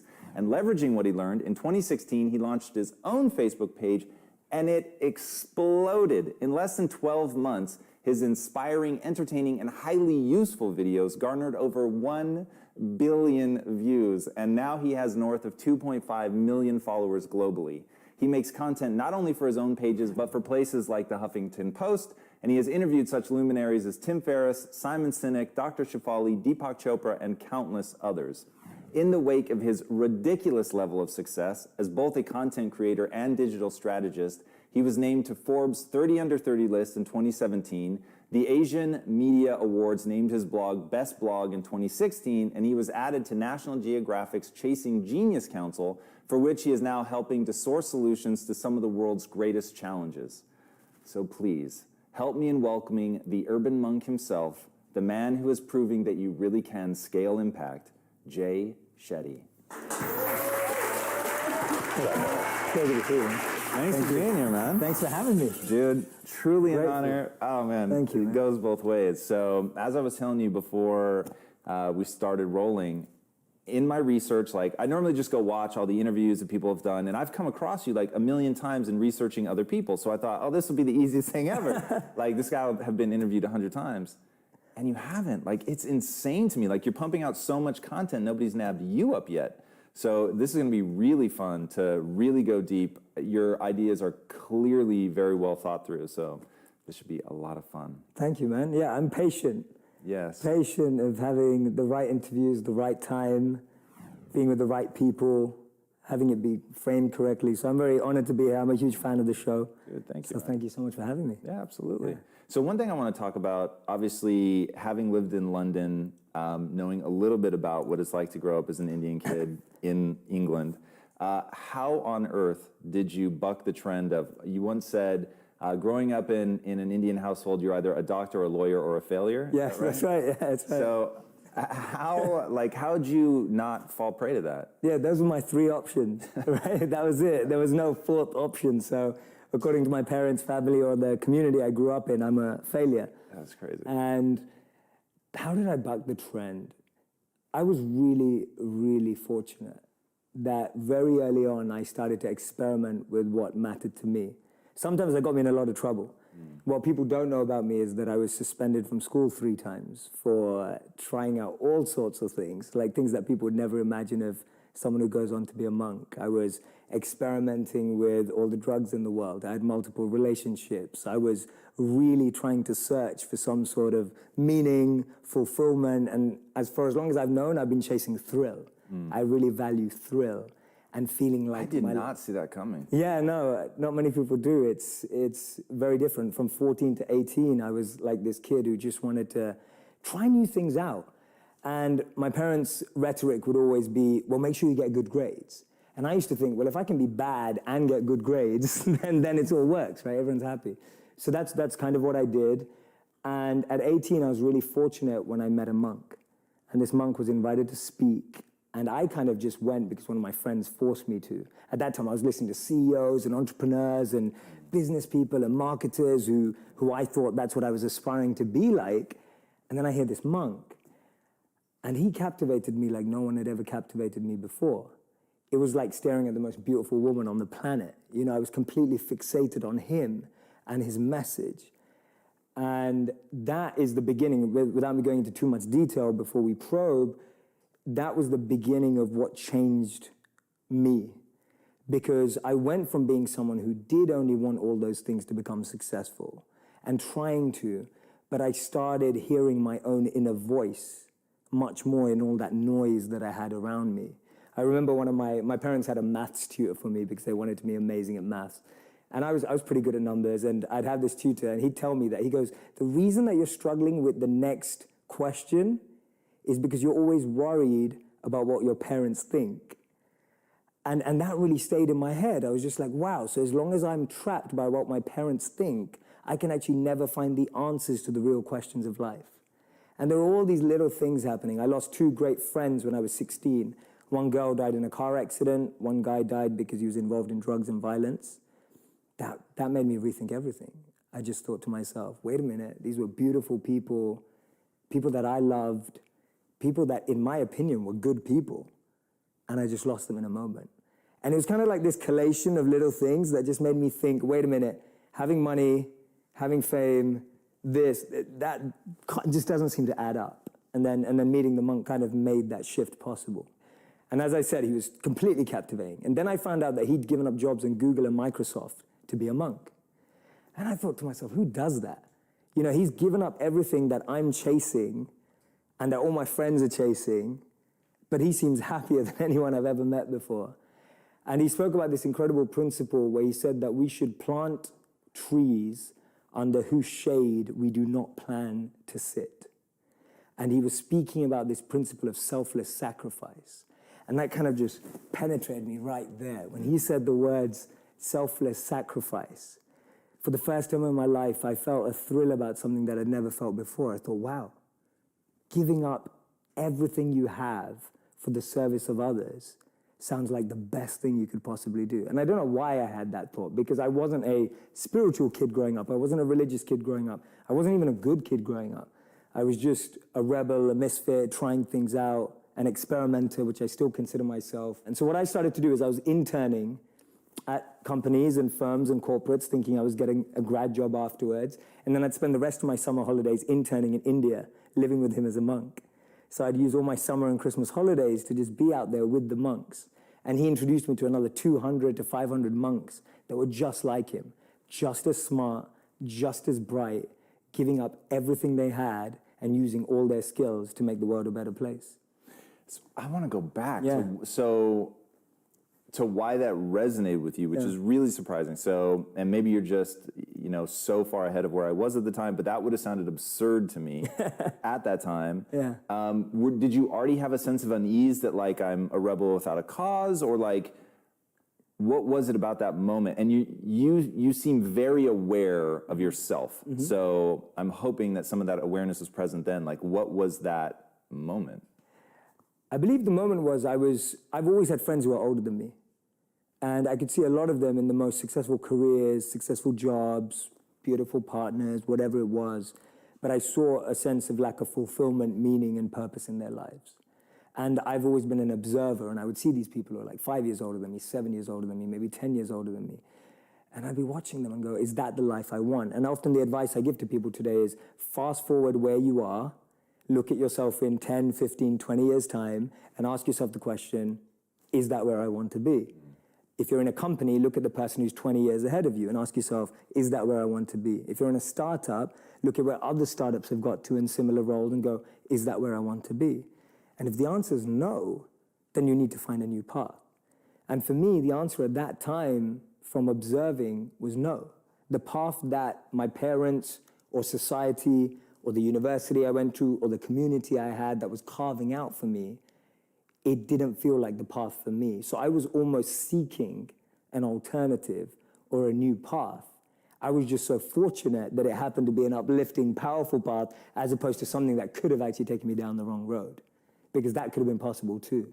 So walk me through the first time you step off the plane in India. It's summer. And so I'm living there, I'm waking up. I'm almost doing all the practices, just as if you were shadowing a CEO. I'm just shadowing a monk.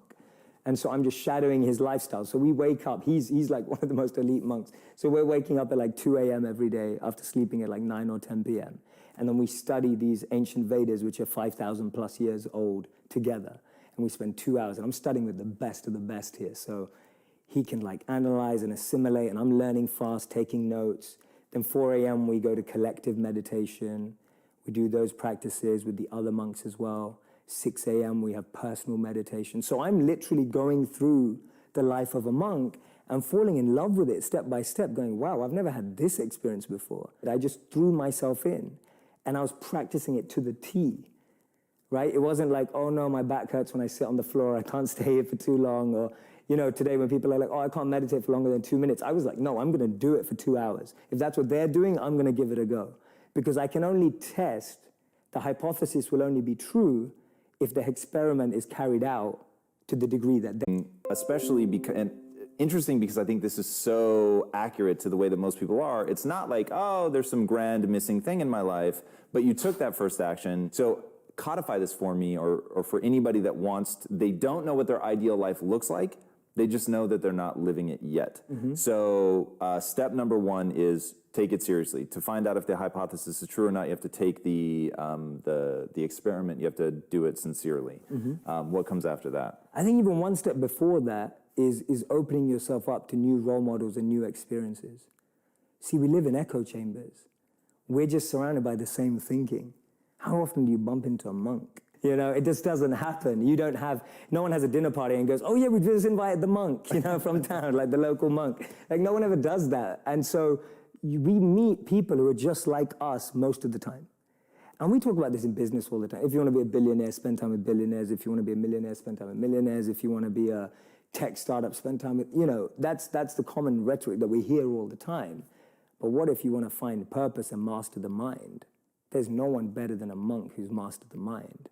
So for me, the first step is just opening yourself up to new experiences and new role models. Because most of us can't see ourselves in people, so then we try and fit ourselves into the boxes that we do see. And I mean, there's this beautiful quote that I've been saying it everywhere, and I wish I wrote it, but I didn't. So it's by a philosopher and writer named Cooley. And he said that today, I'm not what I think I am. I'm not what you think I am. I am what I think you think I am.